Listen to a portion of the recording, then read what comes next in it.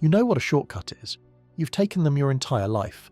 A path through the woods that saves 10 minutes. A side street that avoids traffic. A hallway connecting two buildings so you don't have to walk outside in the rain. Shortcuts are part of how humans navigate space. They feel intuitive because they work within the geometry we experience every day. You see 2 points, you find a faster route between them, and the world makes sense. But there is a concept in physics that suggests something far stranger. Not a shorter path through space, but a path that bypasses space entirely. A tunnel connecting two distant points as if the distance between them never existed. It sounds like science fiction because science fiction borrowed it from science. The mathematics allows it, the equations predict it, and yet no one has ever seen one, no one has ever made one, no one even knows if they can exist outside the abstractions of general relativity. This is the wormhole, a solution to Einstein's field equations that permits a bridge through the geometry of spacetime itself. It appears in the math as cleanly as a circle appears in geometry. It obeys the rules. It doesn't violate the theory. And yet everything about it resists reality. It requires materials that may not exist. It collapses under conditions that seem unavoidable. It threatens causality in ways that make physicists uncomfortable. And despite decades of searching, we have never found evidence of one occurring naturally in the universe. What follows is not an explanation of how to build a wormhole. It is an exploration of why they sit at the edge of possibility, tantalizing and forbidden, teaching us as much about the limits of physics as they do about the nature of space itself. You live somewhere, you work somewhere else. Every morning you travel between these 2 points. Maybe it takes 15 minutes, maybe an hour. The distance is fixed. The route might vary, but the underlying geometry doesn't change. You cannot will yourself across town instantaneously. You cannot skip the space in between. You move through it meter by meter, second by second, constrained by the layout of streets and the speed at which your body or vehicle can move. This is the fundamental condition of existence as humans experience it. Distance is real. It must be traversed. There are no exceptions in daily life. You can optimize your route, but you cannot eliminate the journey. The separation between 2 points is a physical fact that demands time and effort to overcome. This feels so obvious that it barely registers as a constraint. It's just how the world works. Now scale this up. Imagine you want to visit another city 500 kilometers away. You get in a car, you drive for 5 hours, or you take a train or a plane, which gets you there faster but still requires movement through the intervening space. The trip takes time because the distance is real and must be covered. You can't skip it. You can only move through it at whatever speed your technology allows. Even in an aircraft traveling at 800 kilometers per hour, you're still spending time covering every kilometer between your starting point and destination. The journey is mandatory. The space is absolute. Scale up again. Imagine you want to reach the moon. It sits 384,000 kilometers away. No car, train, or conventional plane will get you there. You need a rocket. You need to accelerate to enormous speeds and coast through the vacuum of space for days. The Apollo missions took about 3 days to cover that distance. 3 days to cross a gap that, in cosmic terms, is trivial. The moon is right next door. It orbits our planet. You can see it with your naked eye on most clear nights. And still, reaching it required some of the most powerful machines humans have ever built, and it took 3 days of continuous travel. 3 days during which the astronauts moved through every single kilometer of space separating Earth from the moon. Think about what that means. The moon is the closest celestial body to Earth. It's so close that its gravity affects our oceans, creating tides. It's so close that humans walked on it more than 50 years ago. And yet, getting there demanded 3 days of high-speed travel through the void. There was no way to make the journey shorter without increasing speed, and speed itself is limited by the energy you can generate and the physics of acceleration. This is the first hint that distance in space operates under rules that make human ambitions costly in time. The constraint becomes sharper as distance grows. Mars, at its closest approach to Earth, sits about 55 million kilometers away. Current spacecraft take roughly 7 months to make that journey. 7 months of travel to reach the nearest planet that humans seriously consider visiting. Not because the spacecraft are slow by terrestrial standards, but because the distance is genuinely vast and must be crossed in its entirety. Every kilometre counts. Every metre must be traversed. There is no shortcut. There is only the relentless linear progression through space. These spacecraft travel at tens of thousands of kilometers per hour. They move faster than anything most humans will ever experience. And yet, 7 months. 7 months to reach a planet in our own solar system, a planet we can see from Earth with a decent telescope. The travel time reflects the unforgiving geometry of space. You cannot fold the distance. You cannot skip ahead. You start at Earth and move through the vast emptiness until you arrive at Mars, and the journey consumes months of your life. This is where human intuition about distance begins to strain. A 7-month journey to the nearest planetary neighbour feels excessive, but it's a direct consequence of how space is structured. The distance is real. The geometry is fixed. You start at point A and move continuously through every point in between until you reach point B. This seems like an inviolable rule. It is the rule, as far as everyday experience is concerned. It applies to walking across a room, it applies to flying across an ocean, and it applies without exception to travelling through space. But the universe is far larger than the distance to Mars. The solar system itself, the region of space dominated by the sun's gravity, extends outward to the edge of the Oort cloud, a spherical shell of icy objects surrounding the sun at a distance of about 1 light-year. A light-year is the distance light travels in 1 year, moving at roughly 300,000 kilometers per second. Light is the fastest thing in the universe. Nothing with mass can match its speed. It defines the ultimate speed limit of reality, and even at that unimaginable velocity, it takes light 1 full year to reach the edge of our solar system's outermost boundary.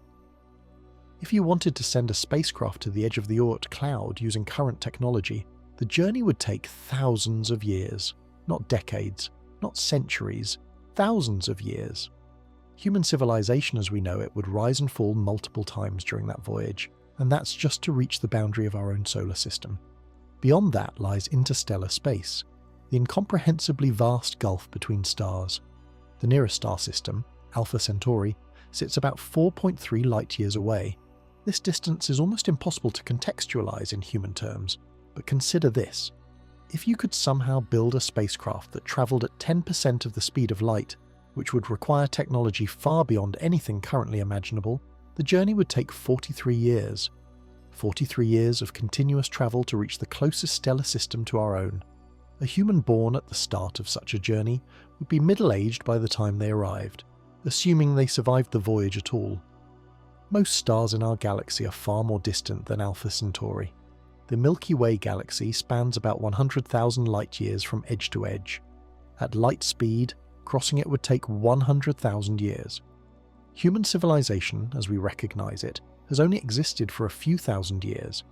Agriculture, cities, written language, everything we consider the foundation of human society fits into the last 10,000 years or so. The entire span of recorded history would fit into a small fraction of the time it takes light to cross the galaxy.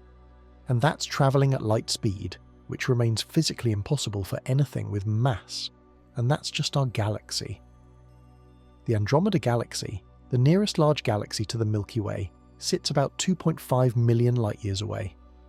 At light speed, the journey takes 2.5 million years, longer than modern humans have existed as a species, longer than any human lineage has walked the Earth. The observable universe extends billions of light-years in every direction, filled with hundreds of billions of galaxies, each containing hundreds of billions of stars, and the distances between them are so vast that light itself takes eons to bridge the gaps. This is the commute problem. Distance in the universe is so extreme that even light, moving at the ultimate speed limit, takes incomprehensible amounts of time to cover it. For beings like humans, who live perhaps 80 or 90 years and travel at speeds that are a minuscule fraction of light speed, the universe is effectively unreachable. The distances are not just large, they are prohibitive. They lock us into a tiny region of space, not because we lack ambition or curiosity, but because the geometry of the universe enforces separation at scales that exceed our ability to overcome. You cannot build a faster rocket and solve this. Speed helps, but only incrementally.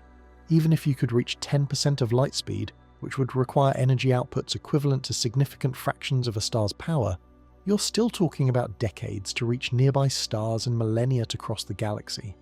The problem is not engineering, the problem is distance itself. The universe is structured in such a way that the space between objects is real, substantial, and must be traversed.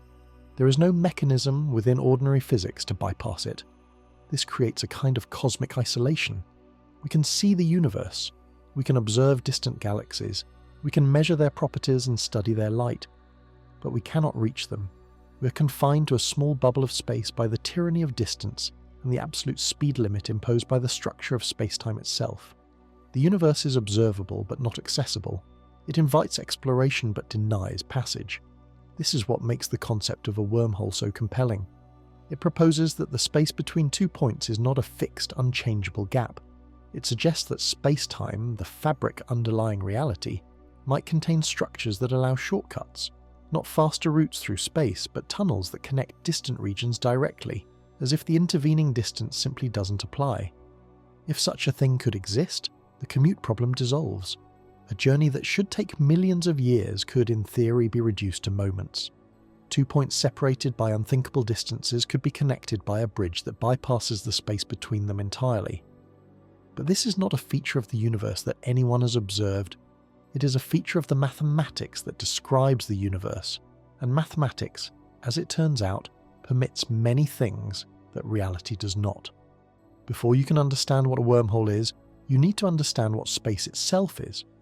Not space as in the emptiness between planets, but space as a physical thing with structure and properties. This requires abandoning an intuition that feels completely natural, the idea that space is nothing, that it's simply the absence of matter, a blank stage where objects exist and events occur. For most of human history, this is how space was understood. It was the container, it was the void, it wasn't a thing in itself. Isaac Newton formalized this view in the 17th century. In his framework, space was absolute and unchanging. It existed independent of the objects within it. You could remove every star, every planet, every particle of matter from the universe, and space would still be there, unchanged, infinite, and inert. Time, in Newton's view, was similarly absolute. It flowed uniformly everywhere, unaffected by matter or motion. A second on Earth was the same as a second on the Moon or in the furthest reaches of the cosmos.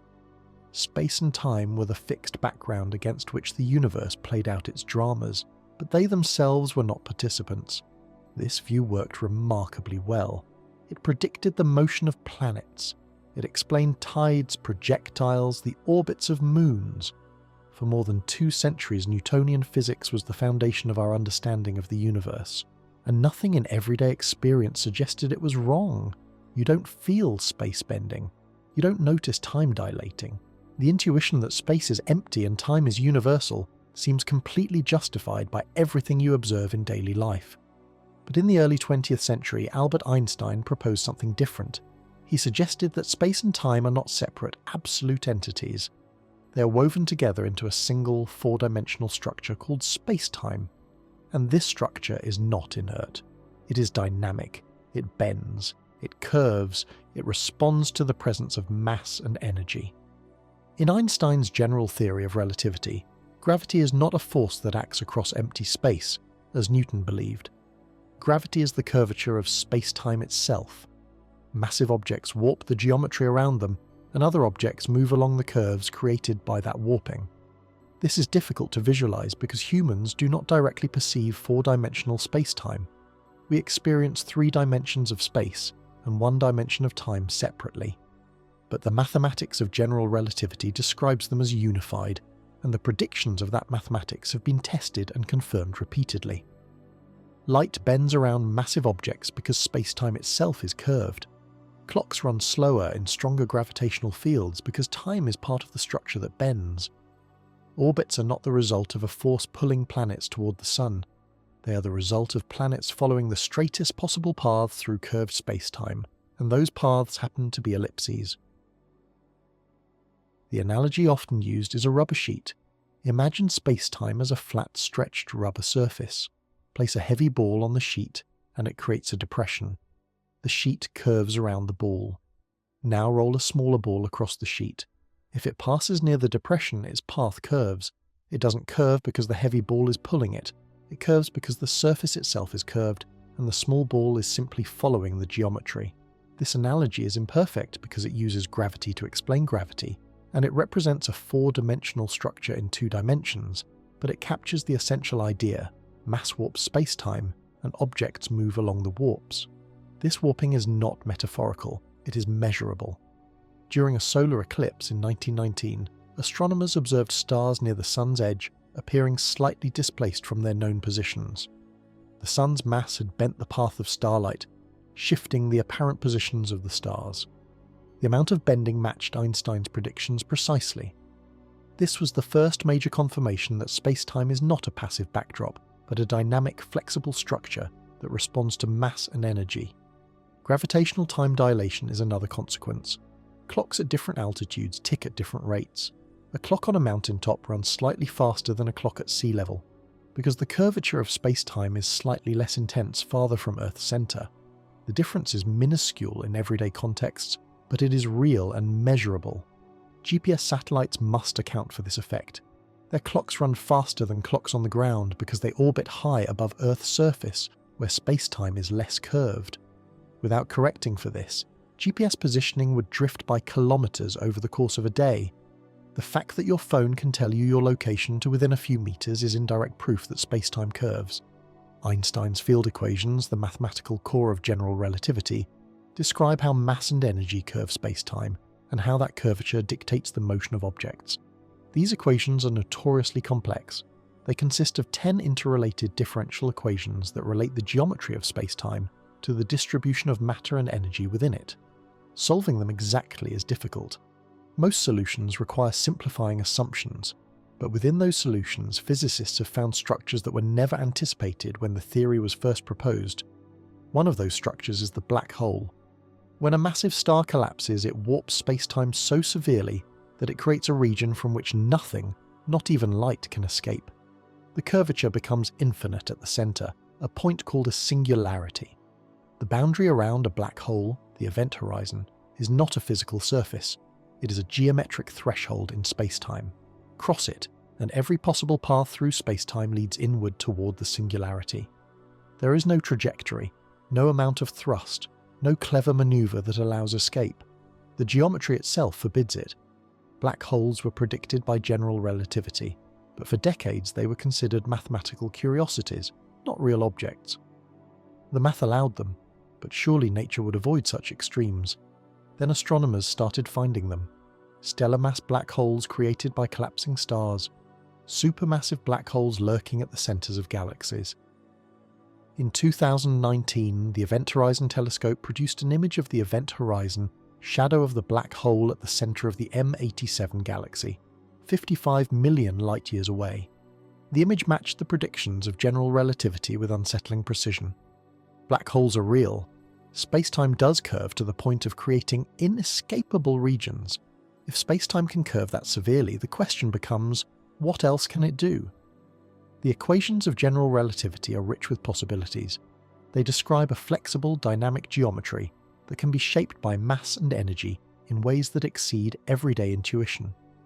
And among those possibilities is a solution that permits something even stranger than a black hole. A solution that allows spacetime to be connected in ways that defy the ordinary structure of distance. This is where wormholes enter the picture, not as science fiction, but as legitimate solutions to Einstein's equations. In 1935, Einstein himself, working with physicist Nathan Rosen, discovered a solution that described a bridge connecting 2 separate regions of spacetime. The structure was later called an Einstein-Rosen bridge, though the term wormhole would eventually become more common. The mathematics showed that spacetime could, in principle, contain a tunnel linking 2 distant points. Not a path through space, but a shortcut through the fabric of spacetime itself. The idea was bizarre even to Einstein. It violated the intuitive notion that distance is absolute and must be traversed, but the equations allowed it. The geometry permitted it. The spacetime truly is a flexible structure that curves and bends in response to mass and energy. Then there is no obvious reason why it couldn't curve in a way that creates a bridge. This is the essential insight. Spacetime is not a fixed stage. It is a dynamic entity with structure, and that structure, under the right conditions, might permit configurations that connect distant regions directly. The wormhole is not an invention, it is a prediction, a consequence of taking general relativity seriously and exploring what its equations permit. But prediction is not the same as reality. The equations allow many things that do not occur in nature. The question is not whether wormholes are mathematically possible. The question is whether they are physically possible, whether the universe actually permits them to exist, or whether some additional constraint, some feature of reality not captured in the equations, forbids them. And that question remains open. The Einstein-Rosen bridge was discovered almost by accident. Einstein and Nathan Rosen were not trying to invent a shortcut through space. They were investigating the internal structure of particles, attempting to describe electrons and other fundamental particles as features of curved spacetime rather than as point-like objects existing within it. The mathematics led them to a solution involving two regions of spacetime connected by a narrow bridge, a geometric tunnel through which, theoretically, something could pass from one region to the other without traversing the space in between. The solution was elegant in its simplicity. It described a spherically symmetric distortion in spacetime, similar to the geometry around a non-rotating black hole, but with a crucial difference. Instead of terminating at a singularity where spacetime curvature becomes infinite, the geometry extended through a throat and emerged in another region.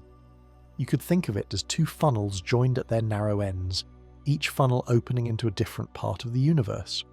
An object entering one funnel would travel through the throat and emerge from the other funnel, bypassing the ordinary space separating the two openings.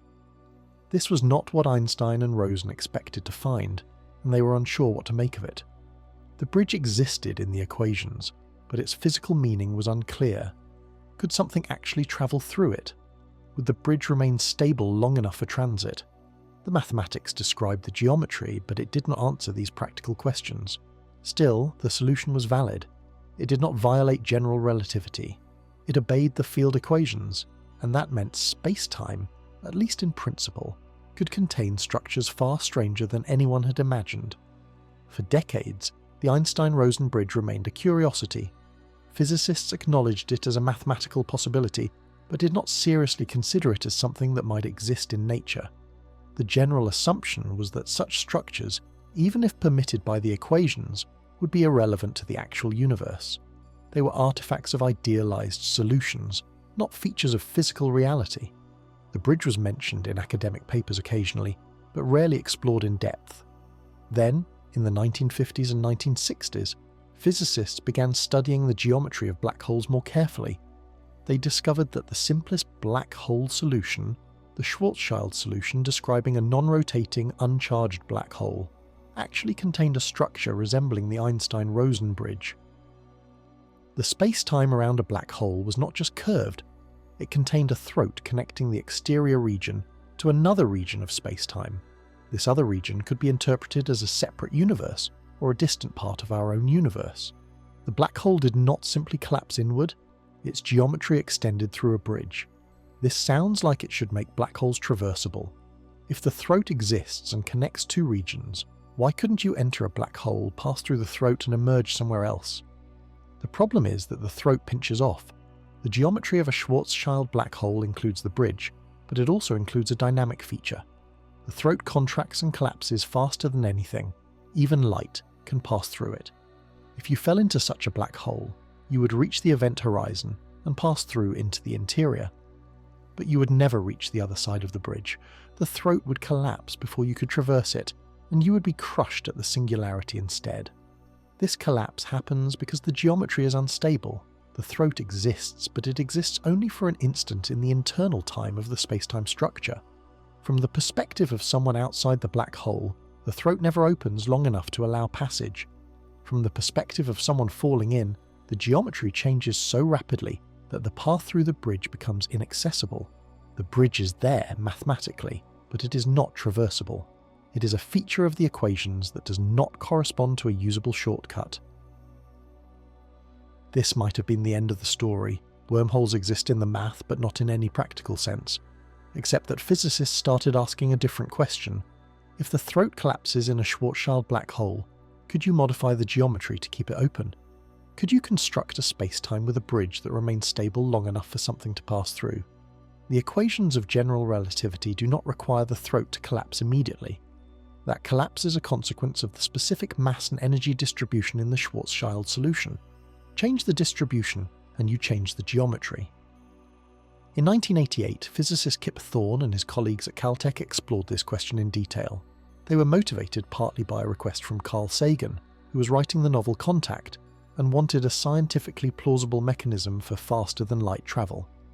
Thorne took the challenge seriously and began investigating whether general relativity permitted a stable, traversable wormhole. He discovered that it did, but only under very specific and strange conditions. The key requirement was that the throat of the wormhole had to contain something that pushed outward, counteracting the natural tendency of spacetime to collapse inward. In ordinary matter, gravity pulls things together. Mass curves spacetime in a way that attracts other mass. But to hold a wormhole open, you need something that curves spacetime in the opposite way. You need negative energy density. You need matter or fields that create a repulsive gravitational effect, pushing spacetime outward instead of pulling it inward. This is not a minor technical detail.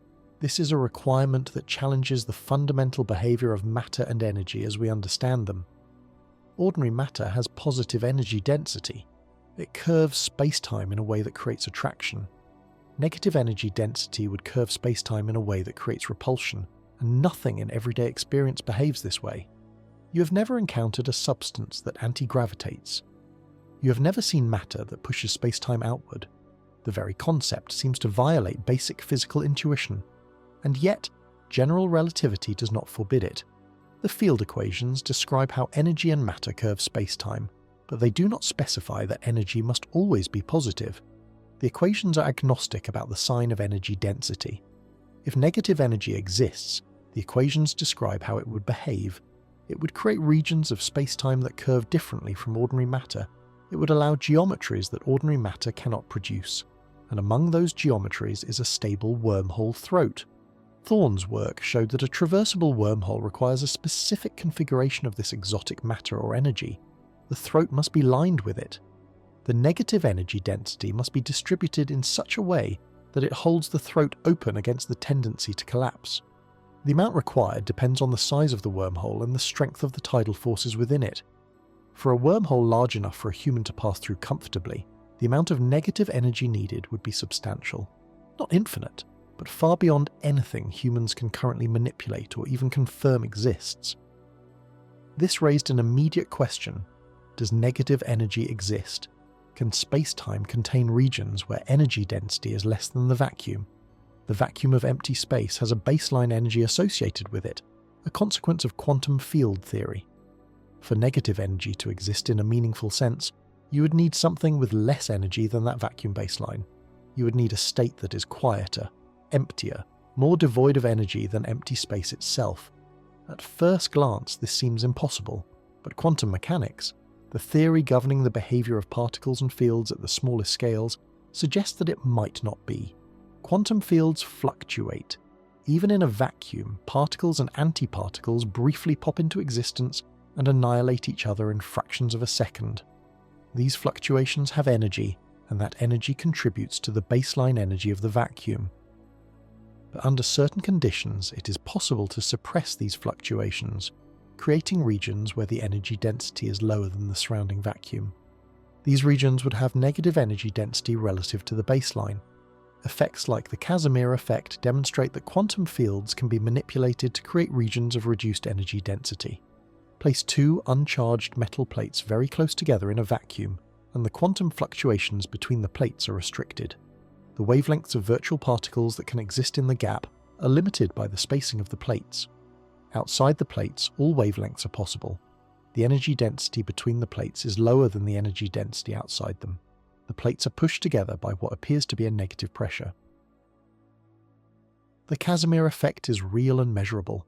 It has been confirmed in laboratories, but the amount of negative energy involved is minuscule.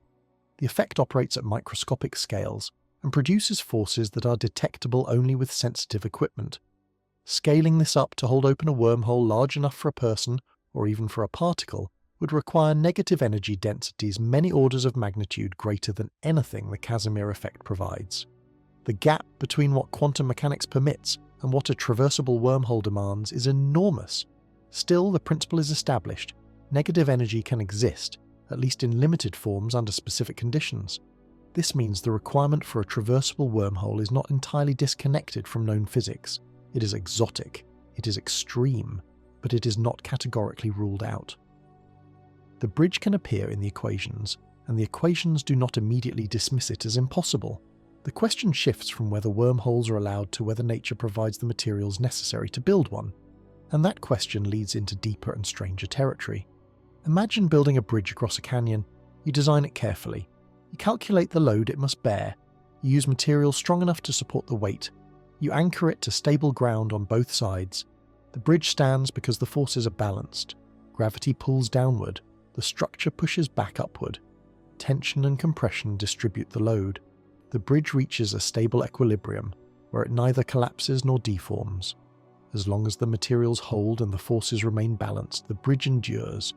Now imagine building a bridge where the canyon itself is unstable, where the ground beneath the anchors shifts and buckles, where the distance between the two sides changes unpredictably, where the very space the bridge occupies is dynamic and prone to violent contraction. This is closer to the challenge of a wormhole. You're not just building a structure through space, you're trying to maintain a configuration of spacetime itself, and spacetime does not naturally favour the geometry you need. A wormhole throat is not inert. It is a region of extreme curvature where the geometry of spacetime bends back on itself, creating a shortcut between distant locations. This geometry is inherently unstable. Left to its own devices without continuous intervention, the throat will collapse. It will pinch off, severing the connection between the two mouths. The collapse can happen faster than light can cross the throat, meaning that even a photon entering the wormhole might not make it through before the passage closes. The bridge appears in the equations, but it does not persist. It flickers into a configuration that resembles connectivity and then vanishes. This instability is not an engineering problem. It is a consequence of the geometry itself. The curvature required to create a wormhole throat also creates conditions that drive the throat to contract. Space-time, in the presence of ordinary matter and energy, curves in ways that pull things together. This is gravity. This is why planets orbit stars and why galaxies hold together. The default behavior of space-time is to attract, to collapse inward, to close gaps. A wormhole throat is a gap, a tunnel through space-time, and every natural tendency of geometry wants to eliminate it. The Einstein-Rosen bridge, the original wormhole solution, exhibits this behavior clearly. The throat exists, but only momentarily. If you map the geometry over time, you find that the throat opens and closes so quickly that nothing can traverse it. An object entering one mouth would encounter a collapsing passage. The geometry would strangle the route before the object reached the other side. The mathematical structure is there, but it is not traversable because it is not stable. To prevent this collapse, you need to do something unnatural. You need to counteract the tendency of space-time to contract. You need to push the walls of the throat outward, holding them apart against the geometry's inclination to close. This requires energy, but not just any energy. It requires the exotic matter discussed earlier, the kind with negative energy density that curves space-time in a repulsive rather than attractive manner. Only this type of energy can generate the outward pressure needed to stabilize the throat. But even if you could somehow obtain this exotic matter and position it correctly, the stability problem does not end. The throat is not the only unstable feature. The mouths of the wormhole, the openings where the tunnel connects to ordinary space, are also delicate. They must maintain their shape and position. If one mouth drifts or deforms, the geometry of the entire structure shifts. The throat might remain open, but the path through it could become distorted, creating extreme tidal forces that would shred anything attempting the crossing. Stability is not just about keeping the throat from collapsing. It is about maintaining the entire geometric configuration in a state that permits safe passage.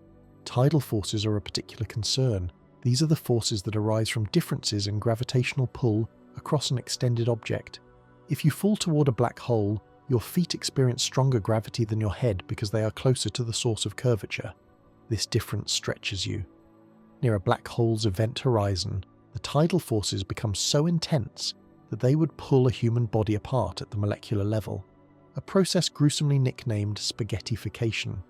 A wormhole throat, being a region of extreme spacetime curvature, naturally produces similar tidal forces, For a wormhole to be traversable by anything more robust than a hypothetical point particle, the tidal forces must be minimized. This places additional constraints on the geometry. The throat must be wide enough, and the curvature gentle enough that the variation in gravitational pull across a human-sized object remains tolerable. This is technically possible within the framework of general relativity, but it requires even more exotic matter distributed even more precisely. The larger and gentler you want the wormhole to be, the more negative energy you need to stabilize it.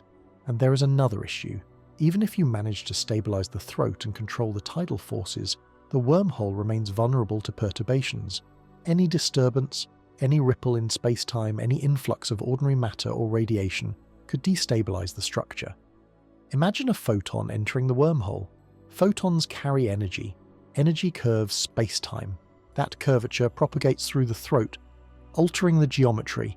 If the alteration is large enough, it could trigger a collapse. The throat would snap shut, potentially trapping or destroying whatever was inside.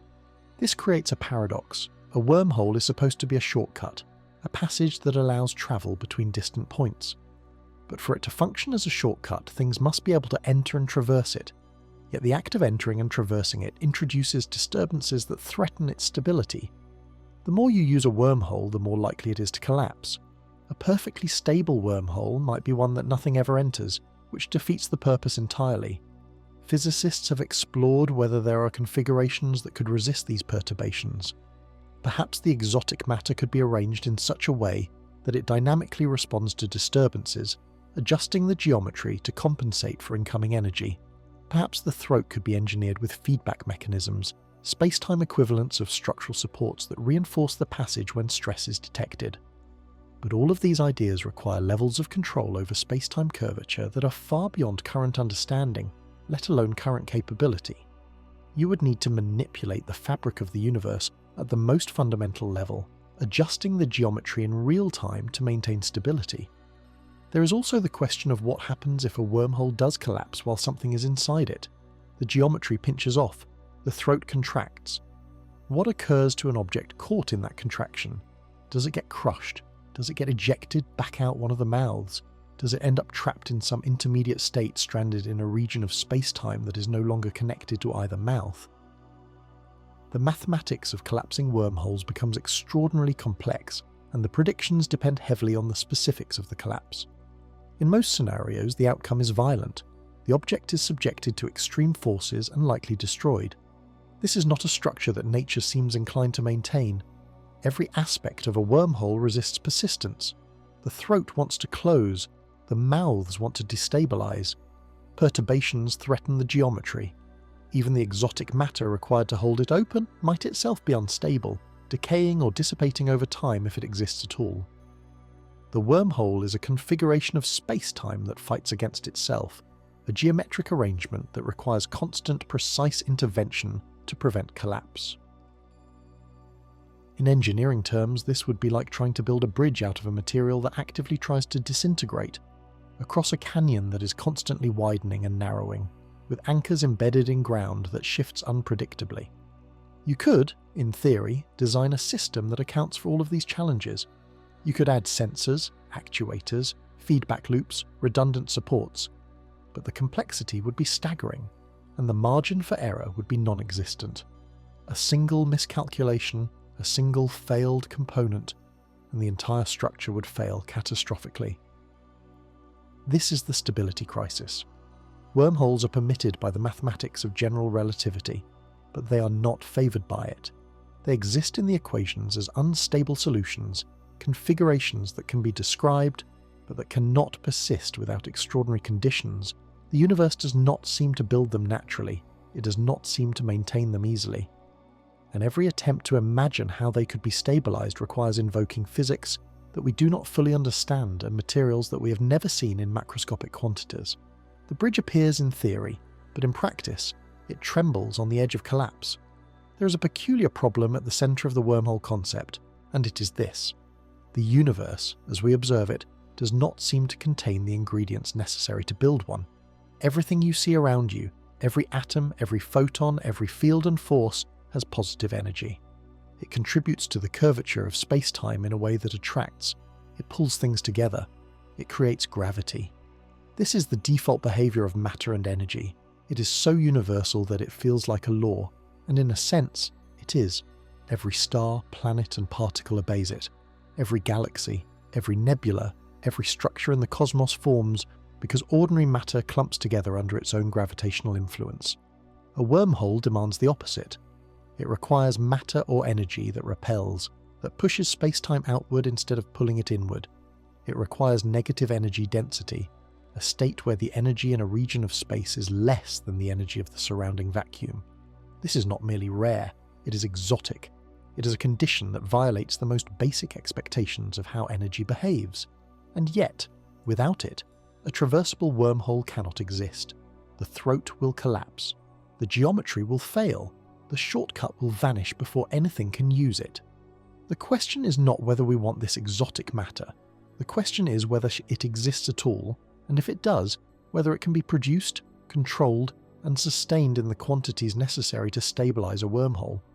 This is where the concept begins to confront the limits of known physics. General relativity permits wormholes if the right energy conditions are met, but meeting those conditions requires going beyond what we have ever observed in nature. The term exotic matter is used broadly in physics to describe anything that behaves in unexpected ways. In the context of wormholes, it specifically refers to matter or fields with negative energy density. This is distinct from antimatter, which also sounds exotic but is well understood and has positive energy. An antimatter particle like a positron has the same energy properties as an ordinary electron, just with opposite charge. When antimatter and matter meet, they annihilate and release energy, but that energy is positive. Antimatter does not curve spacetime in a repulsive manner. It cannot stabilize a wormhole. Negative energy, in contrast, is something subtler and stranger. It is a state where a region of space contains less energy than the vacuum around it. To understand why this is unusual, consider what a vacuum means in quantum field theory. Empty space is not truly empty. It seethes with quantum fluctuations, virtual particles that pop into existence and vanish almost instantly. These fluctuations contribute a baseline energy to the vacuum. This energy is not zero, it is positive, though its exact value is subject to ongoing debate and measurement. For a region to have negative energy, it must have less energy than this already minimal baseline. It must be quieter than emptiness. This sounds impossible, but quantum mechanics provides a loophole. Under certain conditions, the quantum fluctuations in a region of space can be suppressed. Fewer virtual particles appear. The energy density drops below the vacuum baseline. The region becomes, in a relative sense, negatively energetic. This is not a violation of quantum mechanics, it is a consequence of it. The vacuum is not uniform, it can be manipulated. The Casimir effect mentioned earlier is the clearest demonstration of this. Place two uncharged parallel metal plates very close together in a vacuum. The gap between the plates restricts the types of quantum fluctuations that can occur. Only virtual particles with wavelengths that fit within the gap can exist there. Outside the plates, all wavelengths are allowed. This asymmetry creates a pressure difference. The energy density between the plates is lower than the energy density outside. The plates experience a force pushing them together, as if the vacuum itself is pressing inward from the outside, while the reduced vacuum between them offers less resistance. The Casimir effect has been measured in laboratories.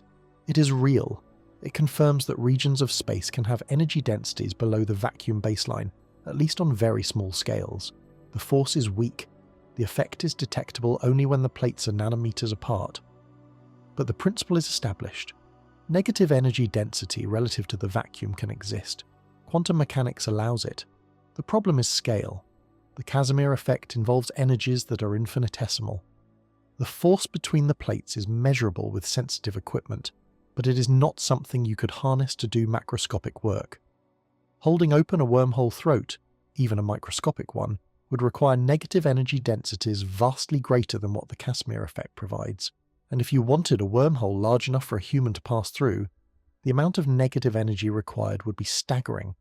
Estimates suggest you would need the equivalent of the negative mass energy of a planet or a star, distributed in just the right configuration around the throat.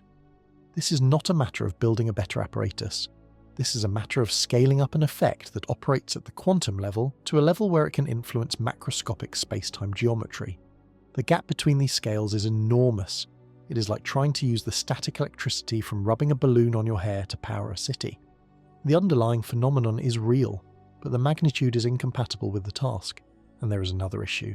Even if you could generate large amounts of negative energy, you would need to control it. You would need to position it precisely around the wormhole throat, maintaining the distribution even as the geometry shifts and fluctuates. Any irregularity in the distribution could create instabilities. The throat might collapse in some regions while expanding uncontrollably in others. The wormhole could become lopsided, generating asymmetric tidal forces that would make traversal impossible or fatal. This level of control implies technology that can manipulate spacetime curvature directly. It implies the ability to shape the vacuum itself, to engineer the quantum fields that pervade space, to create and sustain configurations of energy that do not occur naturally. We do not have this technology. We do not have the theoretical framework to design it. We do not even know if such technology is possible in principle. There are speculative ideas. Some physicists have proposed using rotating black holes or other extreme astrophysical objects to generate the necessary conditions. Others have suggested harnessing quantum field effects on larger scales, perhaps through some unknown mechanism that amplifies the Casimir effect or similar phenomena. Still others have explored whether certain hypothetical particles or fields, if they exist, might naturally possess the required properties. But all of these ideas remain speculative. None have been demonstrated. None have moved beyond mathematical exploration. The exotic matter problem is not just a technical hurdle. It is a fundamental question about the structure of reality. Does the universe permit large-scale regions of negative energy density? Are there naturally occurring sources of such energy? Or is negative energy confined to microscopic quantum effects that can never be scaled up? The answers to these questions determine whether wormholes are merely mathematical curiosities or genuine possibilities. Some physicists have proposed what are called energy conditions, constraints that limit how negative energy can behave. The null energy condition, for example, states that the energy density measured by any observer moving at the speed of light cannot be negative. The weak energy condition extends this to observers moving slower than light. These conditions are not laws in the traditional sense. They are expectations based on observations and theoretical consistency. But if they hold universally, they would severely restrict the formation and stability of wormholes. A traversable wormhole, by definition, violates these energy conditions. It requires negative energy densities that the conditions forbid. The debate over energy conditions is ongoing. Some solutions in general relativity violate them without causing obvious contradictions. Quantum field theory, which describes the behavior of particles and fields, allows temporary and localized violations. The Casimir effect is one such violation.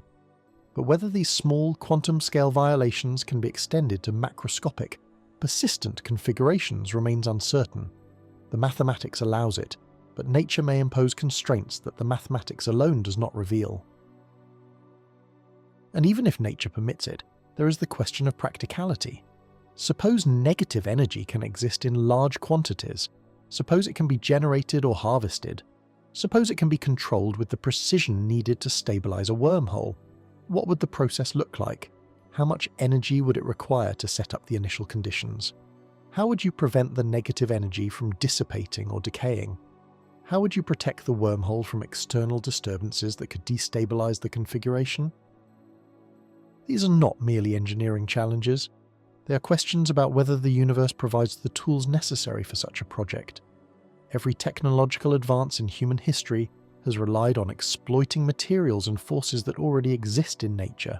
We did not invent steel or electricity or nuclear fission. We discovered them. We learned how they behave. We figured out how to shape and use them. But exotic matter, if it exists in the form required for wormholes, has never been observed in nature in macroscopic quantities. We have no examples to study. We have no natural phenomena that demonstrate how it could be harnessed. This is the exotic demand. To build a traversable wormhole, you need something the universe does not readily supply. You need matter or energy that behaves in ways opposite to everything we observe. You need it in quantities that dwarf anything we have ever manipulated.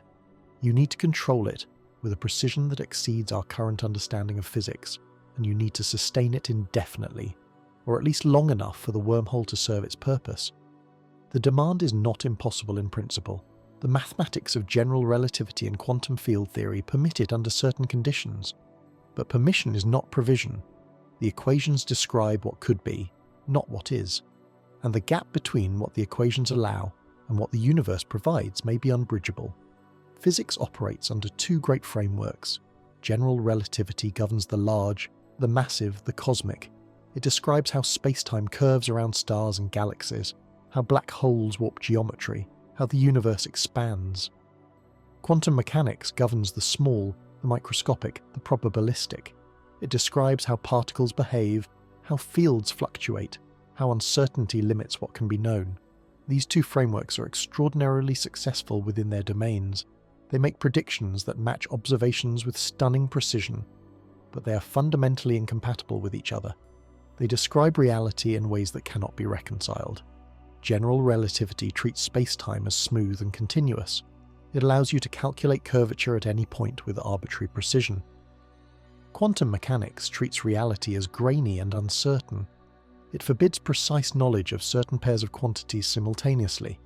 Position and momentum cannot both be known exactly. Energy and time obey a similar constraint. At the smallest scales, space-time itself might not be smooth. It might fluctuate, roil, foam with quantum uncertainty. But general relativity does not account for this. It assumes the fabric is calm. This tension becomes critical when discussing wormholes, because wormholes sit at the intersection of these two frameworks. They are macroscopic structures, large enough in principle to allow objects or even people to pass through them. This places them firmly in the domain of general relativity. But their stability, their very existence, depends on exotic matter with negative energy density. And the only confirmed source of negative energy arises from quantum effects, the Casimir effect, quantum field fluctuations. These are phenomena that general relativity does not predict and cannot fully describe. To understand whether wormholes can exist, you need a theory that unifies general relativity and quantum mechanics. No such theory exists. This lack of a unified theory creates a gap in understanding. Physicists can calculate what general relativity predicts for a wormhole if you assume certain energy conditions are met. They can also calculate what quantum mechanics predicts for the behavior of fields and particles in curved space-time. But combining these calculations in a consistent way is extraordinarily difficult. The mathematics becomes intractable. Approximations are necessary, and those approximations might miss crucial features of how space-time and quantum fields interact at the scales relevant to wormhole throats. Still, within the limitations of what can be calculated, quantum mechanics does offer something resembling hope. It provides mechanisms, however tentative, by which negative energy might arise. These are not robust, scalable solutions. They are loopholes, narrow windows in the laws of physics that permit brief localized violations of the energy conditions that wormholes require. Whether these loopholes can be exploited to create or stabilize a wormhole is uncertain, but they suggest that the universe is not as rigid as classical physics implied. The Casimir effect is the clearest example. Two metal plates in a vacuum suppress certain quantum fluctuations between them. The energy density in that region drops below the baseline vacuum energy. This creates a measurable force. The effect is small, operating at scales of nanometers, but it is real. It demonstrates that negative energy, at least in a relative sense, can exist. The question is whether this principle can be extended. Can the suppression of quantum fluctuations be amplified? Can it be sustained over larger regions? Can it produce the energy densities required to hold open a wormhole throat? The answer, as far as current physics can determine, is probably not. The Casimir effect is weak because it relies on boundary conditions that restrict quantum fluctuations. The closer the plates, the stronger the effect, but even at the smallest practical separations, the energy involved is minuscule. Scaling this up to macroscopic distances dilutes the effect to irrelevance. And even if you could somehow amplify it, you would need to arrange the boundaries in a specific geometry around a wormhole throat, a configuration that is not obvious and might not be physically realizable. But the Casimir effect is not the only quantum phenomenon that produces negative energy. There are others, more exotic and less well understood. Squeeze states of light, for example, are quantum states where the uncertainty in one property of a photon is reduced at the expense of increased uncertainty in another. These states can exhibit regions of negative energy density relative to the baseline vacuum. They have been created in laboratories using lasers and nonlinear optical materials. The negative energy densities are transient and small, but they exist. They confirm that quantum mechanics permits more than just the Casimir effect. Hawking radiation, the thermal radiation emitted by black holes, also involves negative energy in a subtle way. The radiation arises from quantum fluctuations near the event horizon. Virtual particle pairs form, and occasionally one particle falls into the black hole while the other escapes. To conserve energy, the particle that falls in must have negative energy, relative to an observer far from the black hole. This negative energy reduces the black hole's mass over time, causing it to evaporate. The process is slow for large black holes, taking longer than the current age of the universe, but for tiny black holes, evaporation would be rapid. Hawking radiation demonstrates that negative energy plays a role in the quantum behavior of curved spacetime. It is not a separate, isolated phenomenon. It is woven into the fabric of how quantum fields behave near horizons and regions of extreme curvature. This suggests that wormhole throats, which also involve extreme curvature, might naturally interact with quantum fields in ways that produce negative energy. Perhaps the throat itself, if it could form, would generate the exotic matter needed to stabilize it through quantum processes occurring at its boundary. This idea leads to a concept called a quantum wormhole, or more speculatively, a Planck-scale wormhole. At the smallest scales of spacetime, distances on the order of the Planck length, about 10 to the negative 35 meters, quantum fluctuations dominate. Spacetime might not be smooth at these scales. It might be a roiling foam of fluctuating geometry, with tiny wormholes constantly forming and collapsing. These would not be traversable. They would exist for fractions of a second and span distances smaller than any particle. But they would be wormholes nonetheless, features of space-time topology permitted by the interplay of quantum mechanics and gravity. If such quantum wormholes exist, and this is entirely speculative, they might offer a glimpse into how larger, more stable wormholes could form. Perhaps under extreme conditions during the early universe, or near the singularity of a black hole, quantum wormholes could be stabilized by the intense energy densities present. Perhaps they could grow, fed by the exotic quantum states surrounding them, until they reached macroscopic sizes. This is far beyond anything we can calculate with confidence, but it is not ruled out by the equations we have. Another quantum loophole involves the concept of vacuum polarization. When a charged particle moves through a vacuum, it interacts with the virtual particles constantly appearing and disappearing in the quantum fields around it. These interactions affect the particle's energy and behavior. Near a wormhole throat, the curvature of spacetime could enhance these interactions, potentially creating regions where the effective energy density becomes negative. The throat itself might act as a kind of quantum amplifier, concentrating the fluctuations in ways that generate the exotic matter needed for stability. This is speculative, and the calculations involved are at the edge of what current quantum field theory can handle. The math becomes extraordinarily complex when you try to account for the full interplay between curved spacetime and quantum fields. Approximations break down. Infinities appear in the equations, requiring renormalization techniques that are not always reliable in strongly curved regions. The predictions are tentative at best. There is also the question of whether the universe imposes limits that prevent these quantum loopholes from being exploited. Some physicists have proposed what is called the quantum inequality, a constraint that limits how much negative energy can accumulate in a given region and for how long. The inequality suggests that while brief localized violations of energy conditions are permitted, sustained, large-scale violations are not. If this holds, it would severely limit the feasibility of macroscopic wormholes. The negative energy required to stabilize a throat might be achievable for an instant, but maintaining it long enough for traversal might be forbidden. The quantum inequality is not a proven law. It is an extrapolation from known quantum behaviors, an attempt to formalize the intuition that nature does not allow unlimited violations of energy conditions. But it is consistent with many calculations and observations. If it holds universally, wormholes might be confined to the quantum realm, fleeting structures at the Planck scale that never grow large enough to be traversable. Still, the loopholes exist. Quantum mechanics does permit negative energy under certain conditions. It does allow violations of classical energy conditions. It does provide mechanisms, however tenuous, by which the exotic matter required for wormholes might arise. These mechanisms are not sufficient, as far as we can tell, to stabilize a macroscopic wormhole, but they are not zero. They are hints that the universe, at its most fundamental level, is more flexible than classical physics suggested. The challenge is bridging the gap between these quantum scale effects and the macroscopic structures described by general relativity. Quantum loopholes operate at scales where individual particles matter, where uncertainty dominates, where space-time itself might be fluctuating. Wormholes, to be useful, must operate at scales where geometry is stable, where objects can pass through without being destroyed by quantum noise. These scales are separated by dozens of orders of magnitude.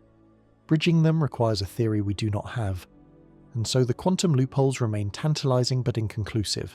They show that the universe permits strange behaviors at small scales. They suggest that negative energy is not categorically forbidden. They hint that wormholes might not be impossible, but they do not provide a path forward. They do not show how to scale up the effects. They do not prove that nature allows the sustained, large-scale exotic matter distributions that traversable wormholes demand. The loopholes exist, but whether they lead anywhere remains unknown. Consider what it takes to build something in the human world.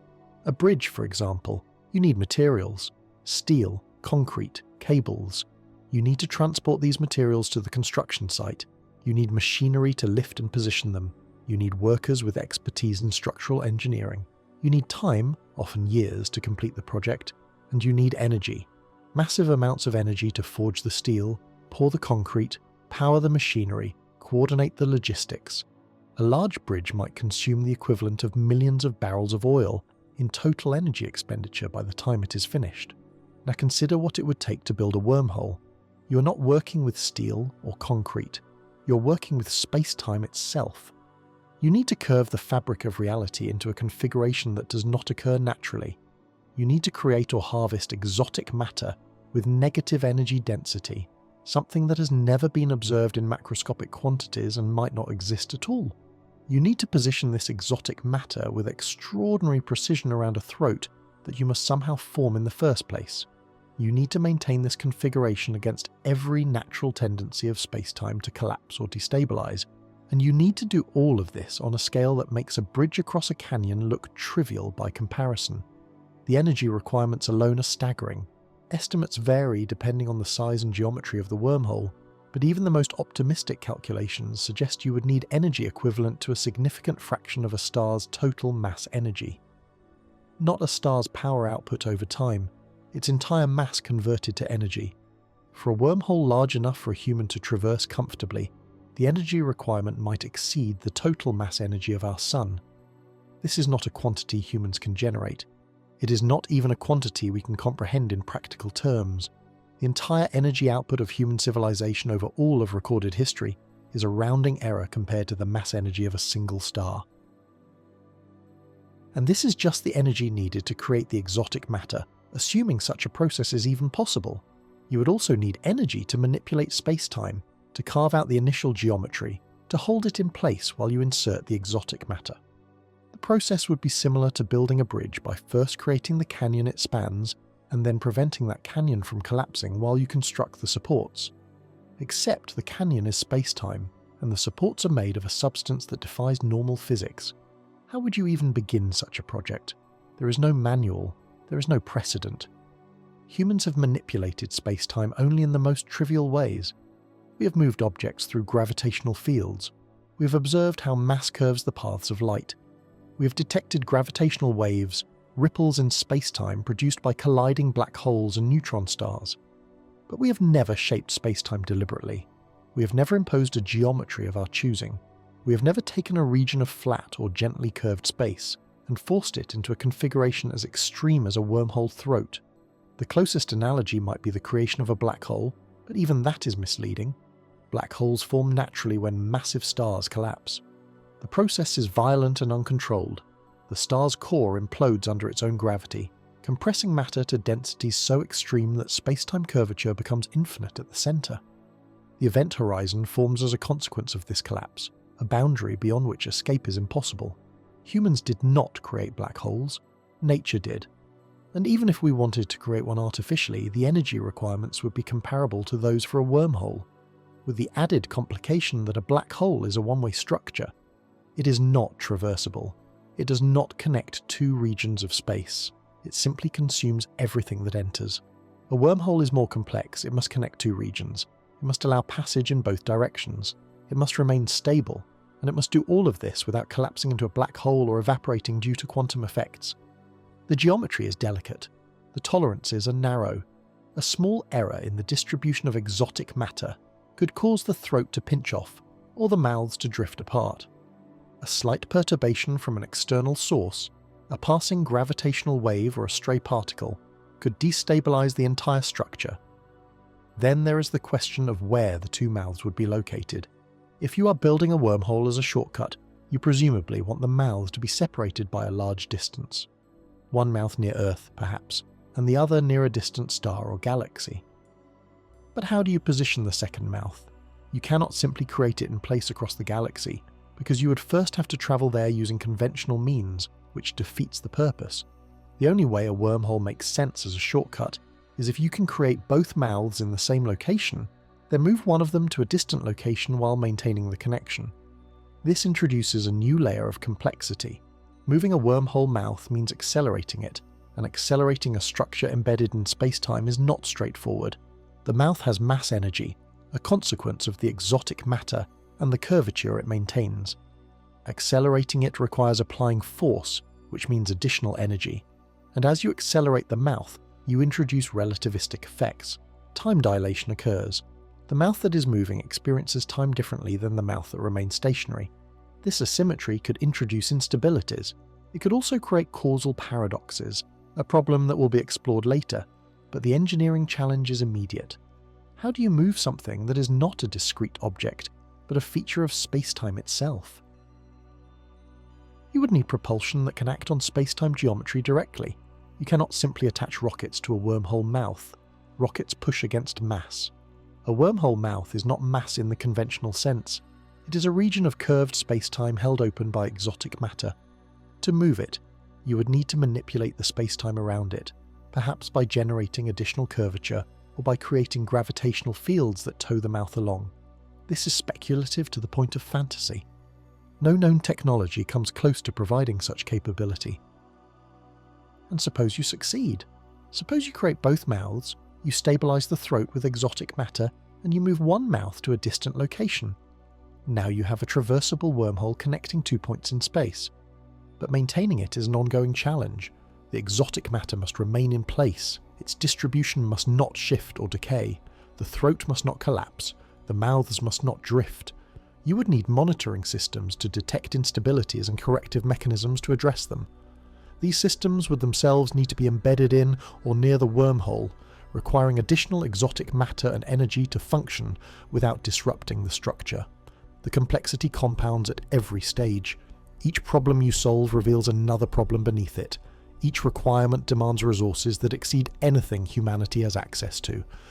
And all of this assumes that the underlying physics permits wormholes in the first place, that exotic matter can exist in the necessary quantities, that spacetime can be manipulated with the required precision, that quantum effects do not introduce insurmountable barriers. There is also the human element. Who would undertake such a project? A wormhole is not something a single nation or corporation could build, even with unlimited resources. It would require coordination on a global or even interstellar scale, sustained over centuries or millennia. The energy alone would demand harnessing the output of entire stars, a capability associated with what scientists call a Type 2 civilization on the Kardashev scale. Humanity is currently a Type 0.7 civilization, unable to fully harness even the energy reaching Earth from the Sun. The gap between where we are and where we would need to be is immense, and even if such a civilization existed, why would it choose to build a wormhole? The practical benefits, while significant, must be weighed against the costs and risks. A wormhole could enable instant travel across vast distances, but so could other hypothetical technologies, if you are assuming capabilities far beyond current physics. Advanced propulsion systems, cryogenic suspended animation for long journeys, or even uploading consciousness into digital substrates that do not require physical travel might be more feasible than constructing a stable wormhole. The engineering nightmare of a wormhole might be so severe that alternative solutions become preferable. This is the sobering reality. Even if the physics permits wormholes, even if exotic matter exists and can be controlled, the engineering challenges are so profound that they might render the concept impractical. Not impossible in principle, but impossible in practice. The gap between what the equations allow and what can actually be built might be too wide to cross. The wormhole remains a theoretical construct, a solution to Einstein's equations that describes a bridge through space-time but offers no blueprint for constructing one. The nightmare is not that we do not know how to build a wormhole. The nightmare is that even if we knew, we might lack the resources, the technology, and the capability to do so. The universe permits the geometry, but it does not provide the tools. Time has a direction. You experience it constantly. You wake in the morning, you move through the day, you sleep at night. Events occur in sequence. Causes precede effects. You drop a glass and it shatters. The shattering does not cause the drop. The order is fixed. This feels so fundamental that it barely registers as a constraint. It is simply how reality works. The past is fixed, the future is open, and the present moves steadily forward, separating what has happened from what has not. Physics, for the most part, respects this order. The laws of motion, the flow of heat, the decay of particles all align with the arrow of time. Entropy increases. Systems move from order to disorder. You cannot unscramble an egg. You cannot reverse combustion. You cannot make a shattered glass spontaneously reassemble. Time's arrow points in one direction, and the universe follows it. This is not merely a human perception. It is embedded in the structure of physical law, a consequence of thermodynamics and the statistical behavior of particles. But general relativity, the theory that describes space-time and gravity, is less strict about time. The equations treat time as a dimension, similar in some respects to the three dimensions of space. You can move forward or backward in space without violating any fundamental law. The equations suggest you might, under certain conditions, be able to move backward or forward in time as well. Not easily, not without consequence. But the mathematics does not forbid it. And wormholes, as solutions to those equations, introduce the possibility of something deeply unsettling: closed time-like curves. A closed time-like curve is a path through space-time that loops back on itself. An object following this path would move forward through time from its own perspective, experiencing events in normal sequence, but would eventually return to an earlier point in space-time. It would encounter its own past. This is time travel, not in the speculative sense of science fiction, but as a feature permitted by the geometry of space-time under certain configurations. And wormholes, specifically traversable wormholes, can create the conditions necessary for such curves to exist. The mechanism is surprisingly straightforward. Imagine a wormhole with two mouths, one on Earth and one on a spacecraft. The spacecraft accelerates to a significant fraction of the speed of light and travels for several years before returning to Earth.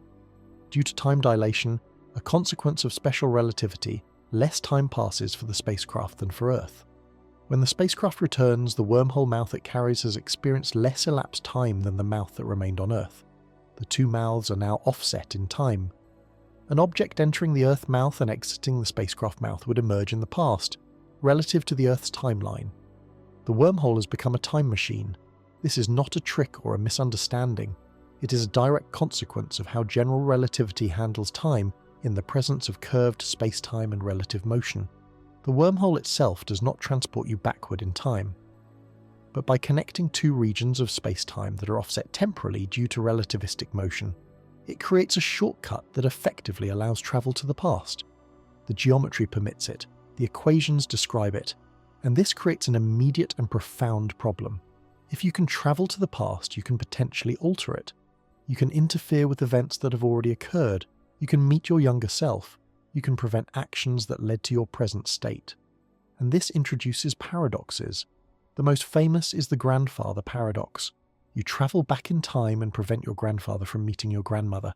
Your parents are never born. You are never born. But if you are never born, you cannot travel back in time to prevent your grandparents from meeting. The causal chain collapses into contradiction. These paradoxes are not merely philosophical puzzles. They represent genuine inconsistencies in the structure of space-time.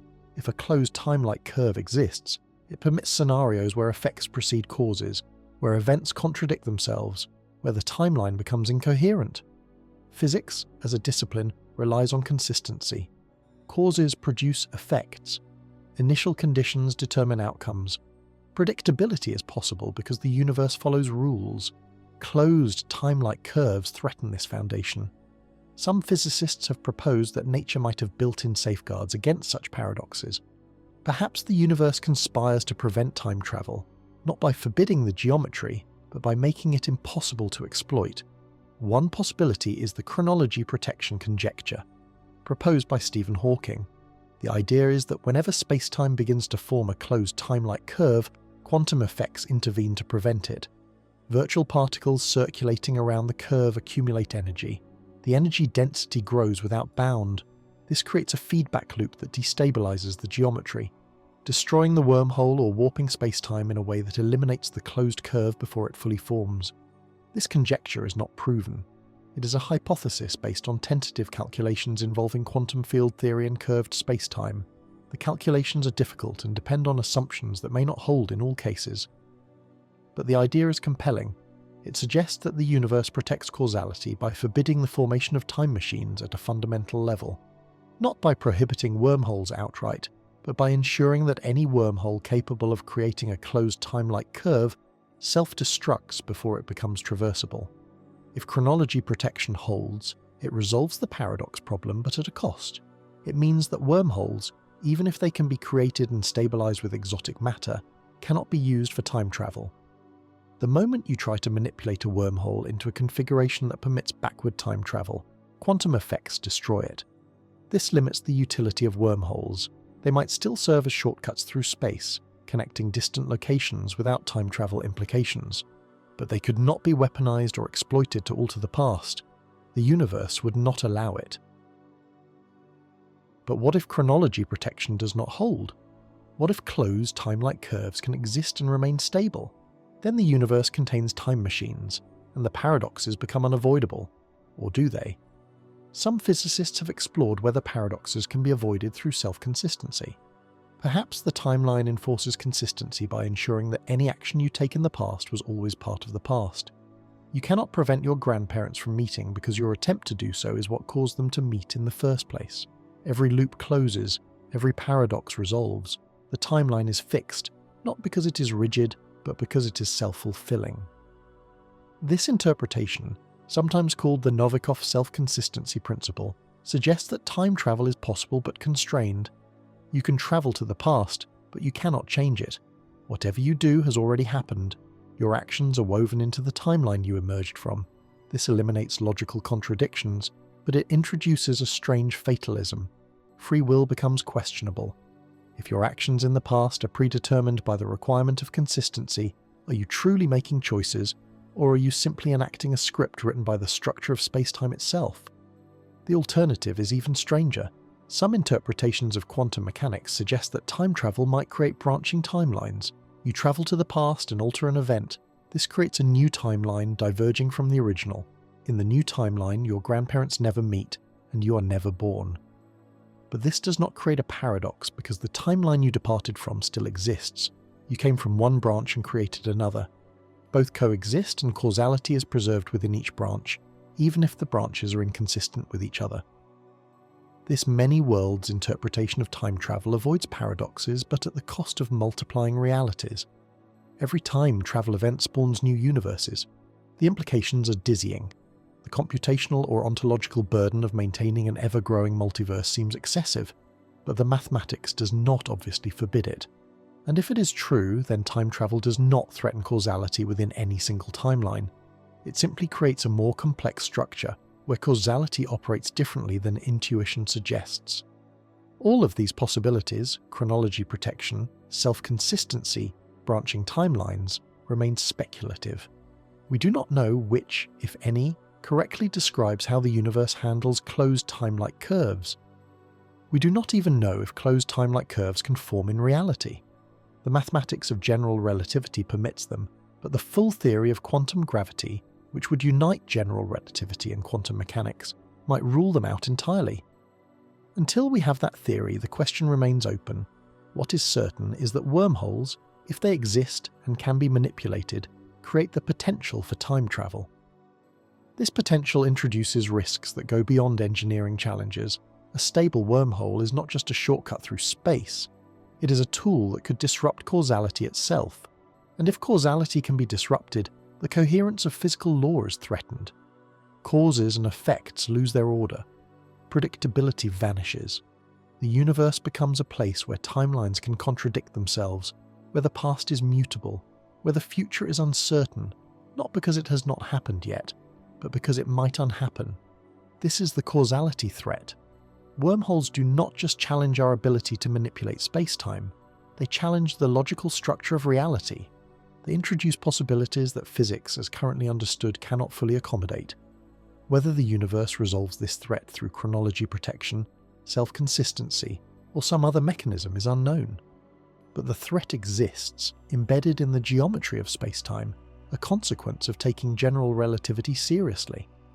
And it raises a question: even if wormholes can be built, should they be? If the risk is not just collapse or instability, but the unravelling of causality itself, the answer is not obvious.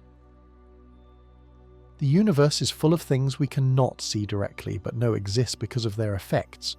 Dark matter does not emit light, but its gravitational influence shapes the rotation of galaxies.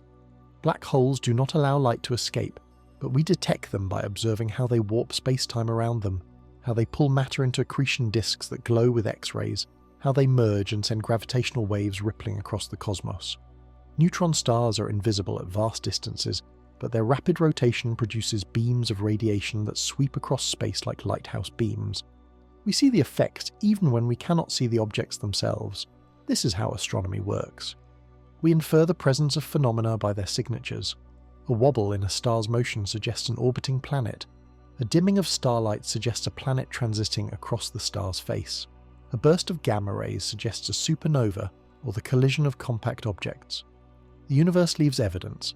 It inscribes its processes into the light and gravity and particles that reach us.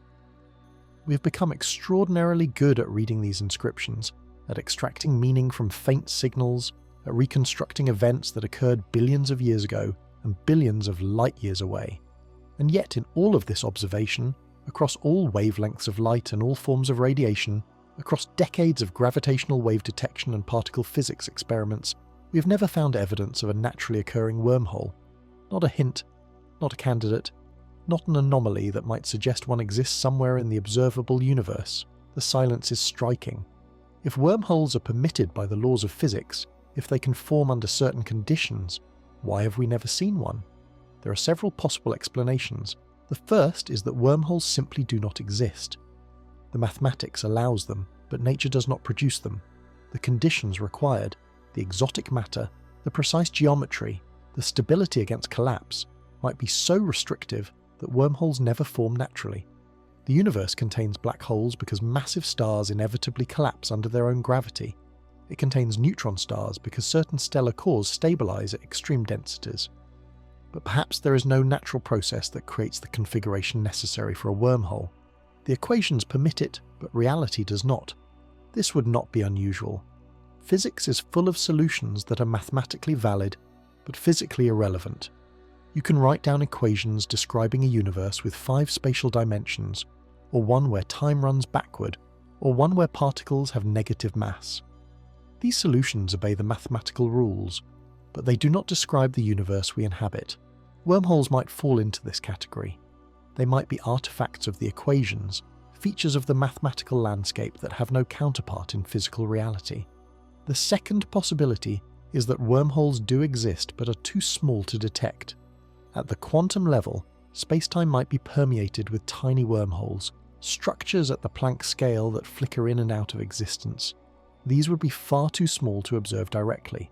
They would not affect the motion of stars or galaxies. They would not produce detectable gravitational waves. They would exist in the quantum foam, the hypothetical turbulent structure of spacetime at the smallest scales, and they would be invisible to any instrument we can currently build. If wormholes are confined to this scale, they are irrelevant for practical purposes. They exist, but only in a regime where their effects are drowned out by quantum uncertainty. The third possibility is that macroscopic wormholes exist but are rare or distant. Perhaps they form only under extreme conditions, during the early moments of the universe or in regions of space-time we cannot observe. Perhaps they are hidden behind event horizons, embedded in black holes where we cannot see them.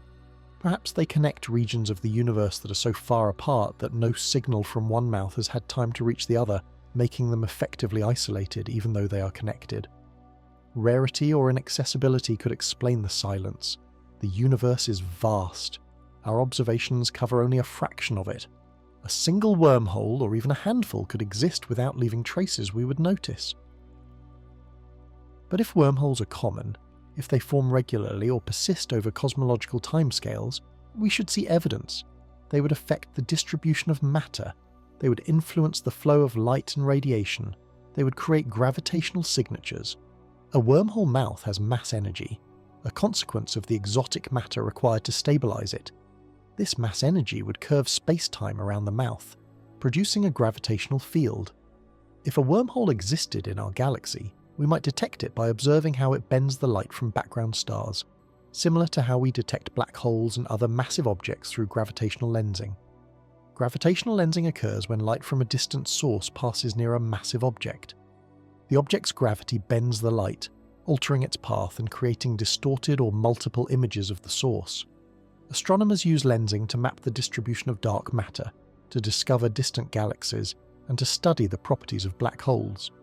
A wormhole mouth would also lens light, but its signature might be distinguishable from that of a black hole or other compact object. The geometry of spacetime around a wormhole is different.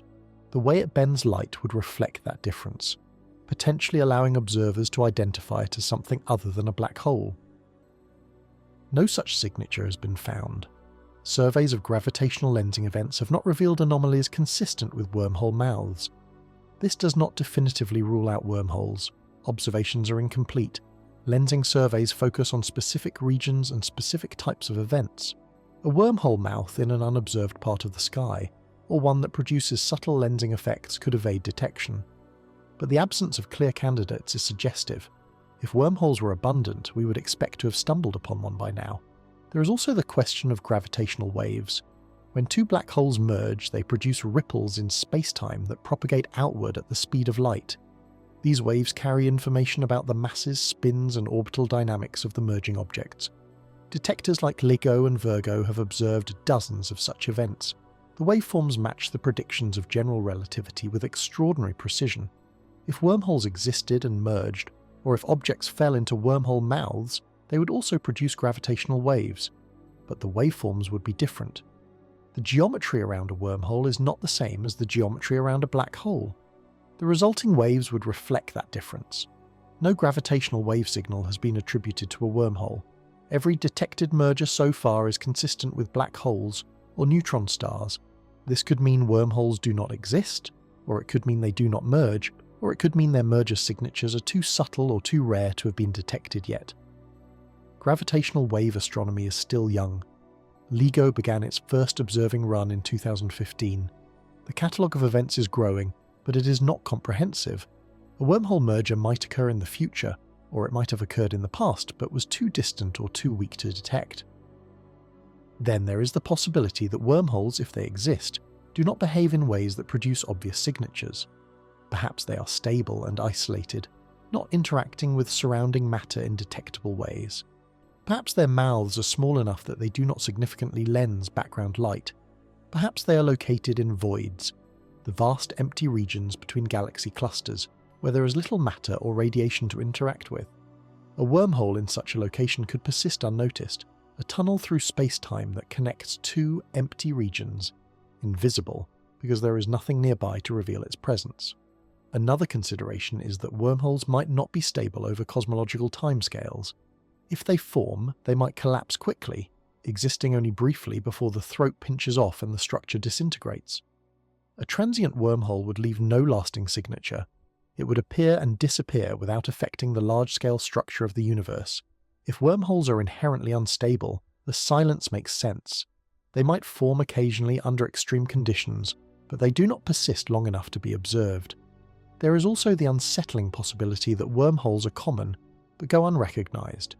Perhaps we have observed phenomena that could be explained by wormholes, but have attributed them to other causes. Certain astrophysical anomalies, unexplained bursts of energy, or unusual gravitational effects might be signatures of wormhole activity. But without a clear theoretical framework for what a wormhole signature looks like, and without alternative explanations being ruled out, these anomalies remain ambiguous. The silence might not be absolute. It might be that we are not listening in the right way. Still, the overall pattern is clear. Decades of observation across multiple wavelengths and detection methods have not revealed a single confirmed wormhole. The universe shows us black holes, neutron stars, quasars, supernovae, gamma-ray bursts, and countless other exotic phenomena. But wormholes remain absent from the catalogue. This absence is one of the strongest pieces of evidence that wormholes, if they can exist at all, are either extremely rare or confined to regimes where we cannot detect them. The universe is not silent by accident. It speaks through the signals it sends, and on the subject of wormholes, it has offered nothing. This silence teaches something important. It suggests that even if the equations permit wormholes, the physical universe is more restrictive than the mathematics. The laws allow many possibilities, but nature actualizes only a subset. Understanding why requires a deeper theory, one that explains not just what spacetime can do, but what it does do under the conditions that prevail in our cosmos. Until we have that theory, the silence remains, and the wormhole remains a theoretical construct, allowed by the math, absent from observation, and ambiguous in its relationship to reality. There is a strange and subtle connection between wormholes and information that emerges when physicists probe the deepest layers of how reality is structured. It is not obvious at first.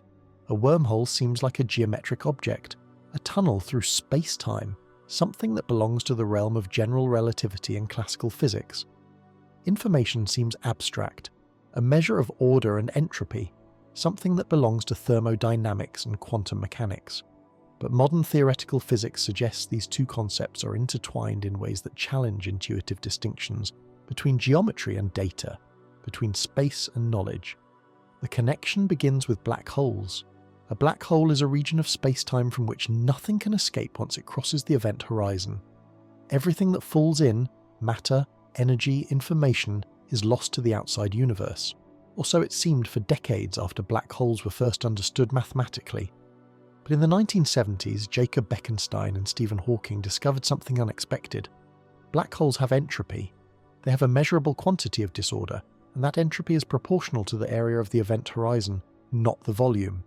This was startling because entropy, in ordinary thermodynamics, scales with volume. A larger container of gas has more entropy than a smaller one.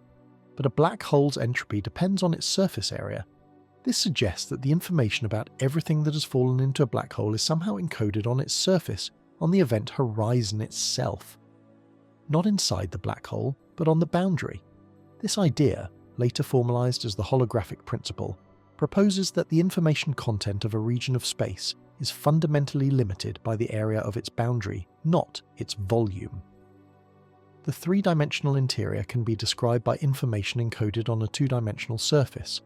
Space itself might be a projection, a hologram, with the true degrees of freedom residing on a lower dimensional boundary. Wormholes enter this picture because they also involve boundaries and connections between regions of space. A wormhole throat is a kind of interface, a surface that connects two separate regions. If information can be encoded on surfaces, as the holographic principle suggests, then a wormhole throat might play a role in how information is distributed or shared between distant parts of the universe. The geometry of the wormhole is not just a shortcut for matter and energy. It might be a shortcut for information itself, a channel through which correlations and quantum entanglement can persist across vast distances. This is where the concept gets strange. Quantum entanglement is a phenomenon where two particles become correlated in such a way that measuring one instantly affects the state of the other, regardless of the distance separating them. Einstein called this spooky action at a distance, because it seemed to violate the principle that no signal can travel faster than light. But entanglement does not transmit information in the conventional sense. You cannot use it to send messages. The correlations are statistical and only become apparent when measurements from both particles are compared. Still, entanglement represents a deep connection between distant parts of a quantum system, a connection that transcends ordinary space. In recent years, physicists have explored the idea that entanglement and geometry might be related. Specifically, they have investigated whether quantum entanglement between two regions of space could give rise to a geometric connection, a kind of wormhole in the structure of spacetime itself. This proposal, known as the ER equals EPR conjecture, suggests that Einstein-Rosen bridges, the original wormhole solutions, might be equivalent to Einstein-Podolsky-Rosen pairs, the quantum entangled states that Einstein questioned. The idea is radical. It suggests that entanglement, which seems like a purely quantum phenomenon with no geometric component, actually creates or corresponds to a geometric structure in spacetime. Two entangled particles are not just correlated statistically, they are connected by a wormhole, a microscopic tunnel through spacetime that ties their states together. This wormhole is not traversable by ordinary matter. It is too small, possibly confined to the Planck scale, but it represents a real geometric feature, a bridge in the fabric of space that underlies the quantum correlation.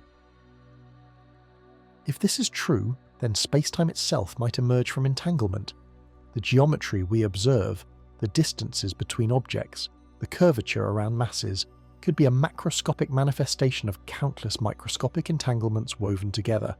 Space would not be fundamental.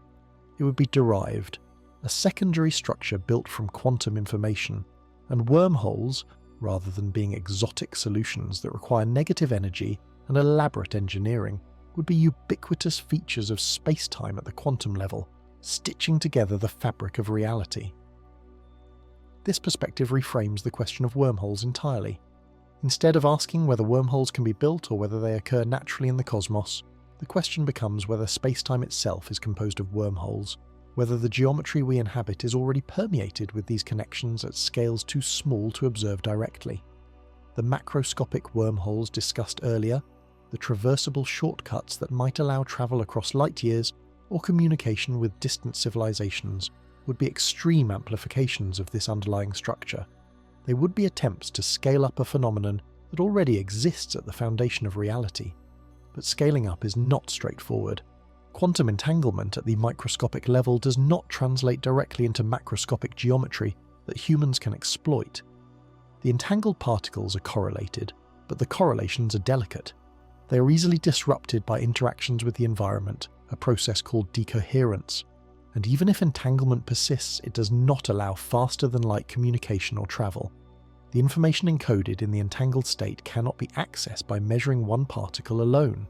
You need measurements from both particles, and transmitting the results of those measurements requires conventional, slower-than-light communication. Still, the conceptual link between wormholes and entanglement suggests that geometry and information are not separate aspects of reality.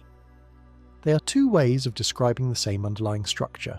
A wormhole is a geometric object, a tunnel through spacetime, but it is also an information channel, a connection that allows quantum states to be correlated across space. The distinction between geometry and information blurs. Spacetime is not just a stage on which information plays out, it is information, organized and structured in particular ways. This has profound implications for how we understand the universe. If spacetime emerges from information, then the properties of space, its dimensionality, its curvature, its topology, are consequences of how information is distributed and connected. Wormholes, in this view, are features of the information network.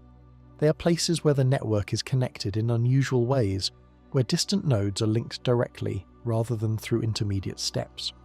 The question of whether wormholes can exist becomes a question about whether the information structure of the universe permits such shortcuts. There is also a connection to black holes and the information paradox. When matter falls into a black hole, it carries information with it. That information seems to be lost, trapped beyond the event horizon where it cannot be retrieved. But quantum mechanics forbids the destruction of information. It insists that information is conserved, that the total information content of a closed system never decreases. This creates a paradox. General relativity says information is lost in black holes. Quantum mechanics says information cannot be lost. One of these frameworks must be wrong, or incomplete, or misunderstood. Wormholes offer a potential resolution. If a black hole's interior is connected to another region of spacetime via a wormhole, the information that falls in might not be lost. It might exit through the other mouth, preserving the total information content of the universe. This is speculative, and it introduces new complications. Where does the wormhole lead? How does the information traverse the throat? Does the connection exist before the black hole forms, or does it emerge as a consequence of the collapse? These questions do not have clear answers, but the possibility that wormholes play a role in resolving the information paradox suggests they are not just curiosities. They might be essential to understanding how information behaves in extreme gravitational environments. Another aspect of information geometry involves the concept of computational complexity. Some physicists have proposed that the interior of a black hole, and potentially the throat of a wormhole, grows in complexity over time. The geometry becomes more intricate, more difficult to describe, as the structure evolves. This growth in geometric complexity might correspond to growth in computational complexity, the amount of information processing required to simulate or describe the system. If spacetime is fundamentally informational, then its geometry reflects computational processes occurring at the quantum level. This is abstract, but it points to a deeper principle. Wormholes are not just physical structures. They are organizational features of the informational substrate underlying reality. They represent connections, correlations, shortcuts in the network of quantum states that gives rise to spacetime. Whether these connections can be exploited to build macroscopic traversable wormholes is uncertain. But their existence, even at the quantum level, tells us something profound about the nature of space itself. Space is not empty. It is not a passive container. It is a dynamic, information-rich structure woven from quantum entanglements and geometric relationships. Wormholes, in this view, are not anomalies or violations of spacetime. They are features that naturally arise when you take seriously the idea that geometry and information are unified. They are the threads that tie distant regions together, the channels through which correlations propagate, the shortcuts encoded in the fabric of reality. This does not make macroscopic wormholes easier to build. It does not resolve the engineering challenges or the exotic matter requirements, but it shifts the conceptual landscape. Wormholes are not external to spacetime. They are intrinsic to it. They are part of how space is structured at the most fundamental level, and understanding them requires understanding the relationship between geometry, quantum mechanics, and information, a relationship that remains one of the deepest and most mysterious aspects of modern physics. There is a difference between building something and understanding something. Humans have never built a star, but we understand how stars work. We know the nuclear processes that power them, the balance between gravity and radiation pressure that keeps them stable, the life cycle that takes them from formation to collapse or explosion. This understanding is valuable even though we cannot create a star. It allows us to predict stellar behavior, to interpret observations, to grasp our place in a universe shaped by stellar processes. The inability to build does not diminish the utility of comprehension. Wormholes occupy a similar position. They may be unbuildable. The exotic matter requirements, the stability challenges, the engineering complexity, all of these might place traversable wormholes forever beyond practical reach.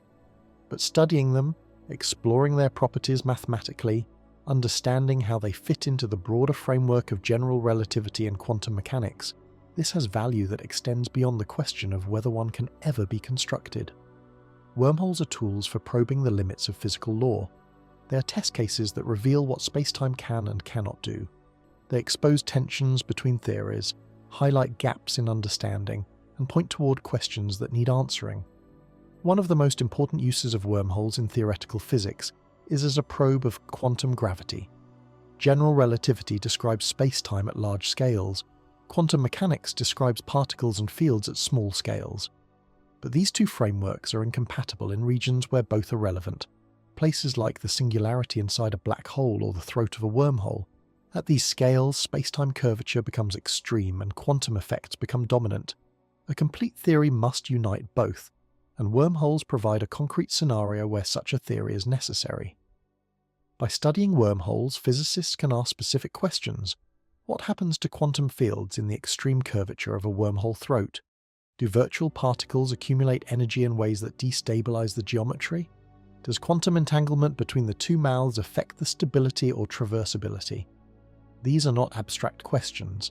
They have mathematical formulations, and attempting to answer them forces researchers to develop techniques and concepts that might eventually contribute to a unified theory of quantum gravity. The wormhole becomes a laboratory, a thought experiment that pushes theory into regimes where its limitations become visible. Wormholes also serve as testing grounds for energy conditions. Energy conditions are assumptions about how matter and energy behave, constraints that limit what kinds of stress-energy distributions are physically possible. The null energy condition, for example, states that energy density measured by any observer moving at the speed of light must be non-negative. These conditions are not fundamental laws. They are expectations based on observations and theoretical consistency. But general relativity does not require them. The field equations are agnostic. They accept any stress-energy tensor, positive or negative, as long as it is consistent with the geometry. Wormholes violate energy conditions. They require negative energy densities to stabilize the throat.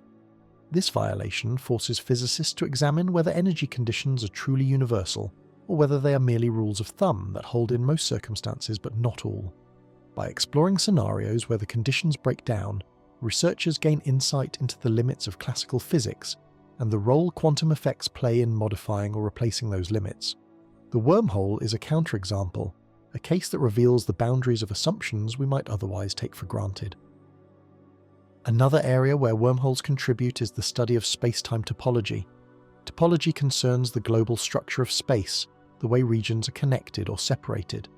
Most of our experience involves simply connected spaces, spaces where any loop can be shrunk to a point without leaving the space. A sphere is simply connected.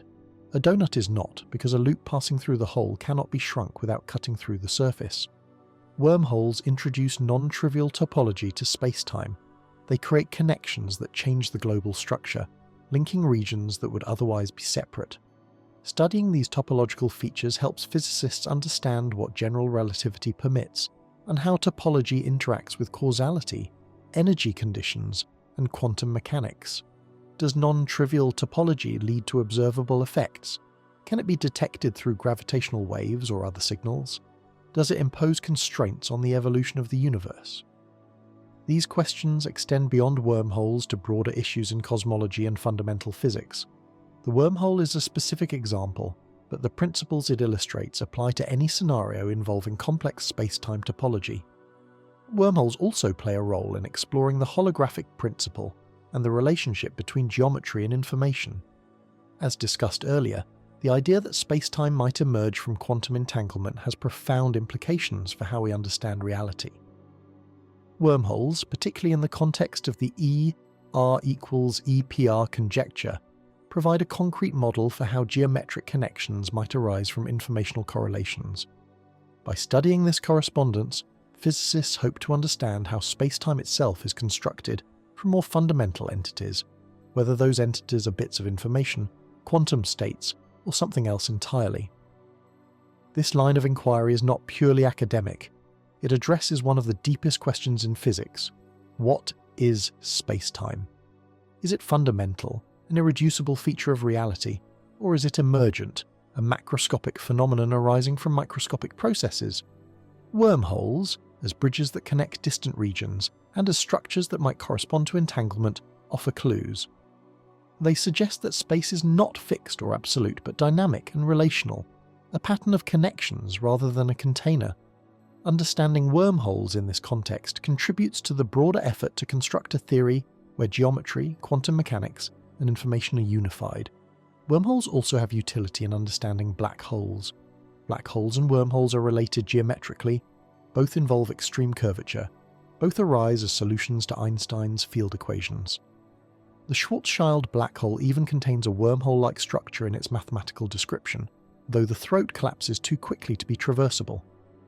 By comparing black holes and wormholes, physicists can identify which features are essential to black hole behavior and which are artifacts of specific solutions. This comparison sharpens understanding of event horizons, singularities, and the fate of information that falls into extreme gravitational fields. There is also pedagogical value. Wormholes are compelling. They capture the imagination. They make general relativity tangible in a way that abstract discussions of curvature and geodesics often do not. Students and researchers encountering wormholes for the first time are confronted with the realization that space-time is not rigid. The geometry can be twisted and connected in unexpected ways. that the universe permits structures far stranger than everyday experience suggests. This realization motivates deeper engagement with the mathematics and concepts underlying general relativity. The wormhole becomes a gateway to understanding.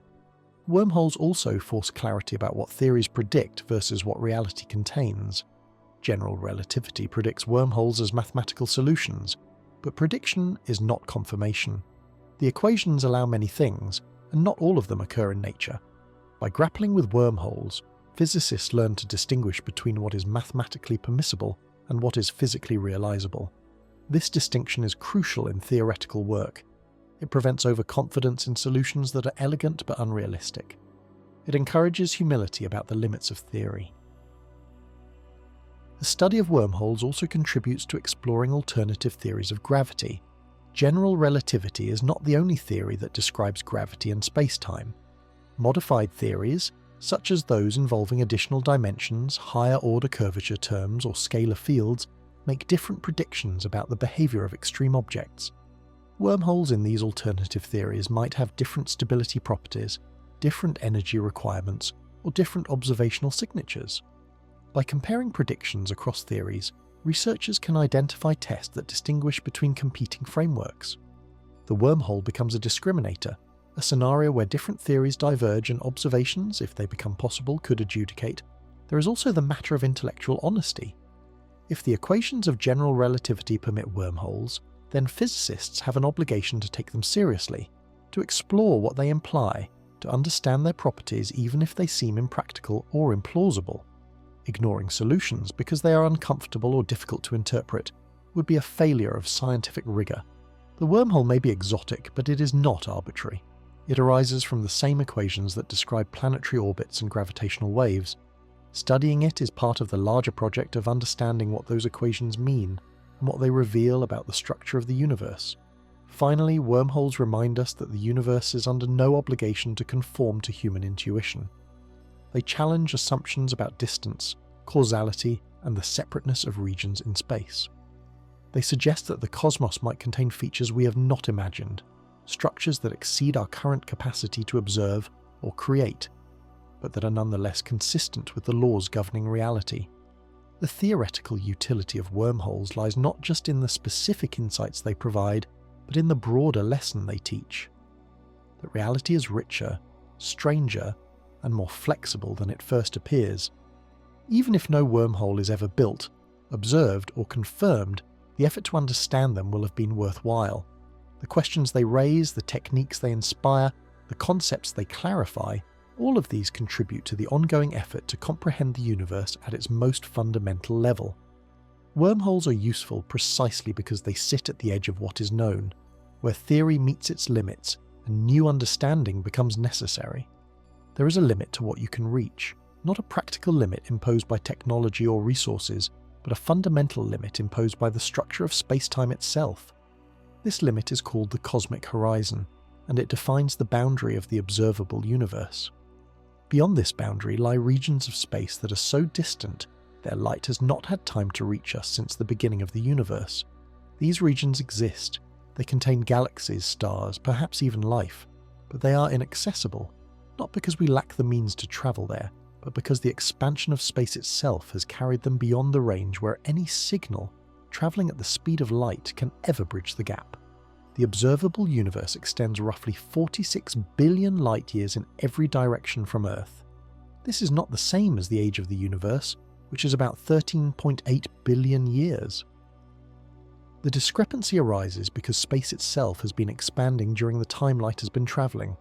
A photon emitted from a distant galaxy billions of years ago has been journeying toward us, but the space between us and that galaxy has been stretching.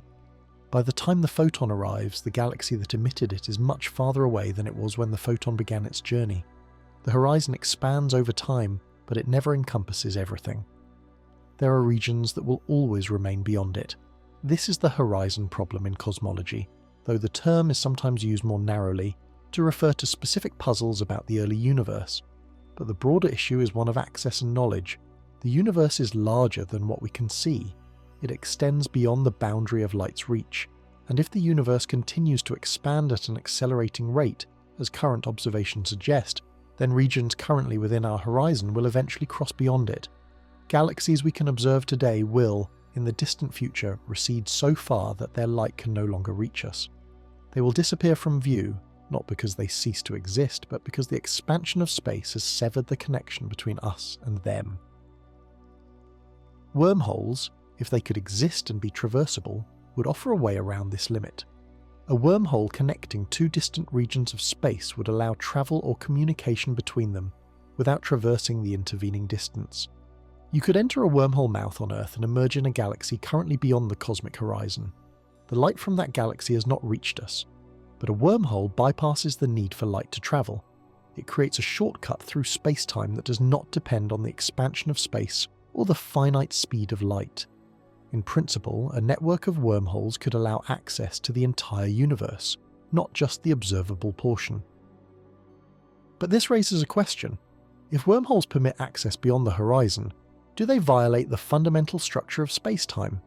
The horizon exists because of causality and the speed of light. Events beyond the horizon cannot influence events within it, because no signal can travel faster than light through ordinary space. A wormhole does not violate the speed of light locally. An object travelling through a wormhole moves through its interior at subliminal speeds, but globally the wormhole allows effective faster-than-light travel by shortening the distance between 2 points.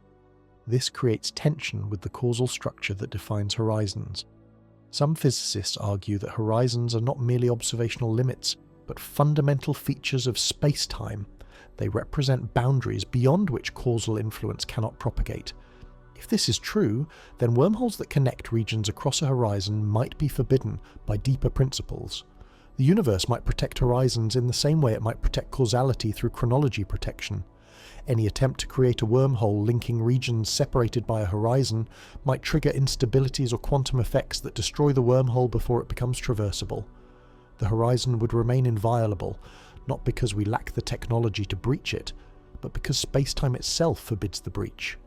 This idea is speculative, but it aligns with a broader theme in physics. The universe imposes limits. The speed of light is a limit. The uncertainty principle is a limit. The second law of thermodynamics is a limit. These are not arbitrary restrictions. They are consequences of how reality is structured. Horizons might fall into the same category. They might be limits that cannot be circumvented, even in principle, because circumventing them would create contradictions or instabilities that spacetime cannot tolerate. But limits are also opportunities for understanding. When physicists encounter a limit, they ask why it exists, what principle enforces it, what would happen if it were violated. The speed of light limit led to special relativity. The uncertainty principle revealed the quantum nature of reality. Horizons, both cosmic and black hole event horizons, have driven insights into thermodynamics, information theory, and the holographic principle. Understanding why a limit exists often teaches more than understanding what lies beyond it. Wormholes, in this context, are tools for probing limits. If they can connect regions across horizons, they challenge the notion that horizons are absolute. If they cannot, they reinforce the idea that horizons are fundamental features of spacetime, boundaries that cannot be crossed regardless of technological or theoretical sophistication. Either outcome advances understanding. Either way, the attempt to comprehend wormholes in relation to horizons clarifies what spacetime is and what it permits. There is also a more practical horizon problem, the human horizon. Humans have a finite lifespan. Civilizations have finite durations. Even if wormholes could be built, even if they could connect distant regions or bypass cosmic horizons, the time required to develop the necessary understanding and technology might exceed the lifespan of any individual, any generation, or any civilization. The horizon is not just spatial, it is temporal. It is defined by the limits of human endurance and continuity. This temporal horizon is less absolute than the cosmic horizon, but it is no less real. Human progress depends on the transmission of knowledge across generations, on the stability of institutions, on the sustained effort of many individuals working toward long-term goals.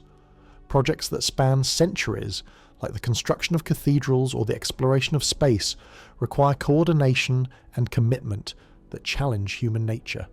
A project to build a wormhole, assuming it's even possible, would likely require timescales that dwarf any human endeavour attempted so far.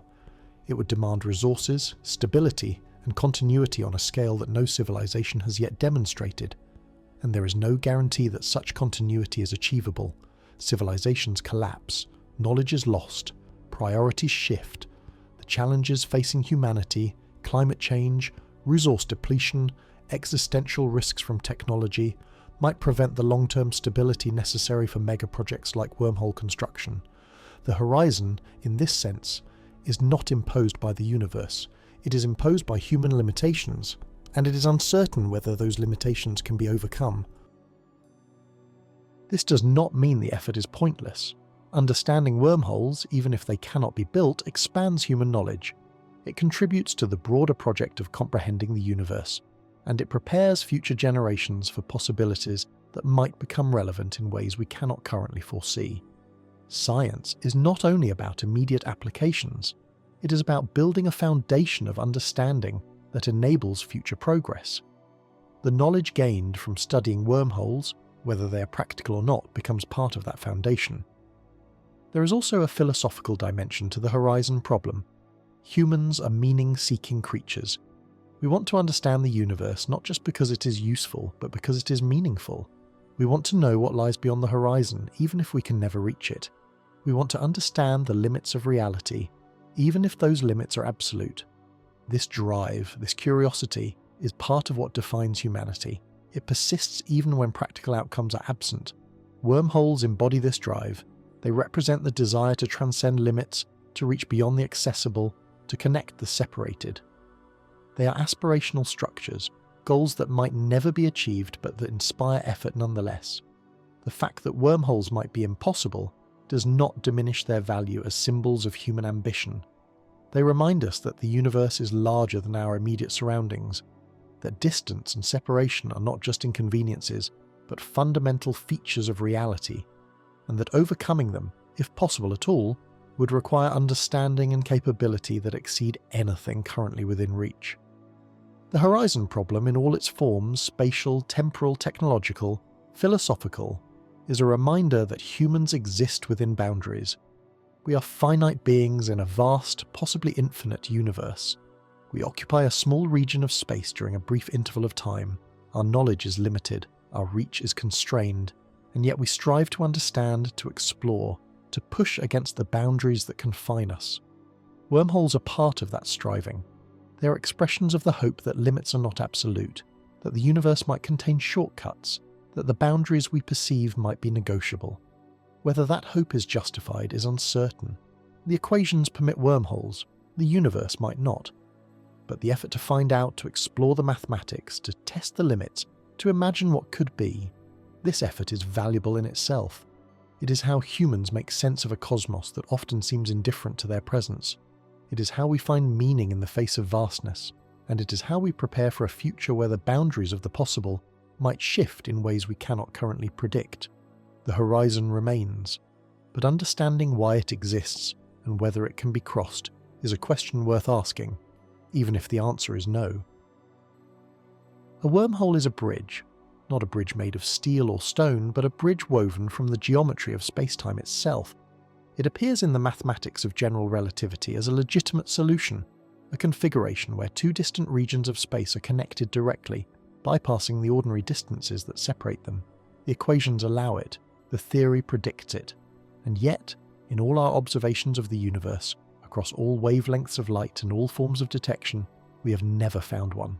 Not a trace, not a hint, not a single candidate that suggests nature produces these structures on its own. This silence is telling. It suggests that the universe, while permitting wormholes mathematically, does not favour them physically. The conditions required are extreme. Exotic matter with negative energy density must line the throat, holding it open against the natural tendency to collapse. This matter has never been observed in the quantities needed. Quantum mechanics hints at its possibility through effects like the Casimir force, but scaling those effects to macroscopic levels remains beyond reach, perhaps beyond possibility. The engineering challenges are not merely difficult, they verge on the absurd. The energy requirements exceed the output of stars. The precision demanded defies current understanding of how to manipulate spacetime. And even if all of these obstacles could be overcome, this structure would remain unstable, vulnerable to collapse, threatened by the very act of using it. Then there are the paradoxes. A wormhole connecting two regions of space can, under certain conditions, become a time machine. It can create closed loops in causality where effects precede causes, where the timeline contradicts itself. The universe might protect against this through quantum effects that destroy any wormhole on the verge of enabling time travel, or it might enforce self-consistency, allowing time travel but constraining it so that paradoxes never arise, or it might permit branching timelines, multiplying realities to preserve coherence within each branch. We do not know which, if any, of these mechanisms operates. We do not even know if wormholes can be manipulated into configurations where these questions become relevant. And yet the concept teaches. It teaches that space-time is not rigid. It teaches that distance, while real, is a feature of geometry that can be curved, warped, and potentially connected in ways that defy everyday intuition. It teaches that the universe operates according to rules that are far stranger than the fixed, Newtonian stage humans once imagined.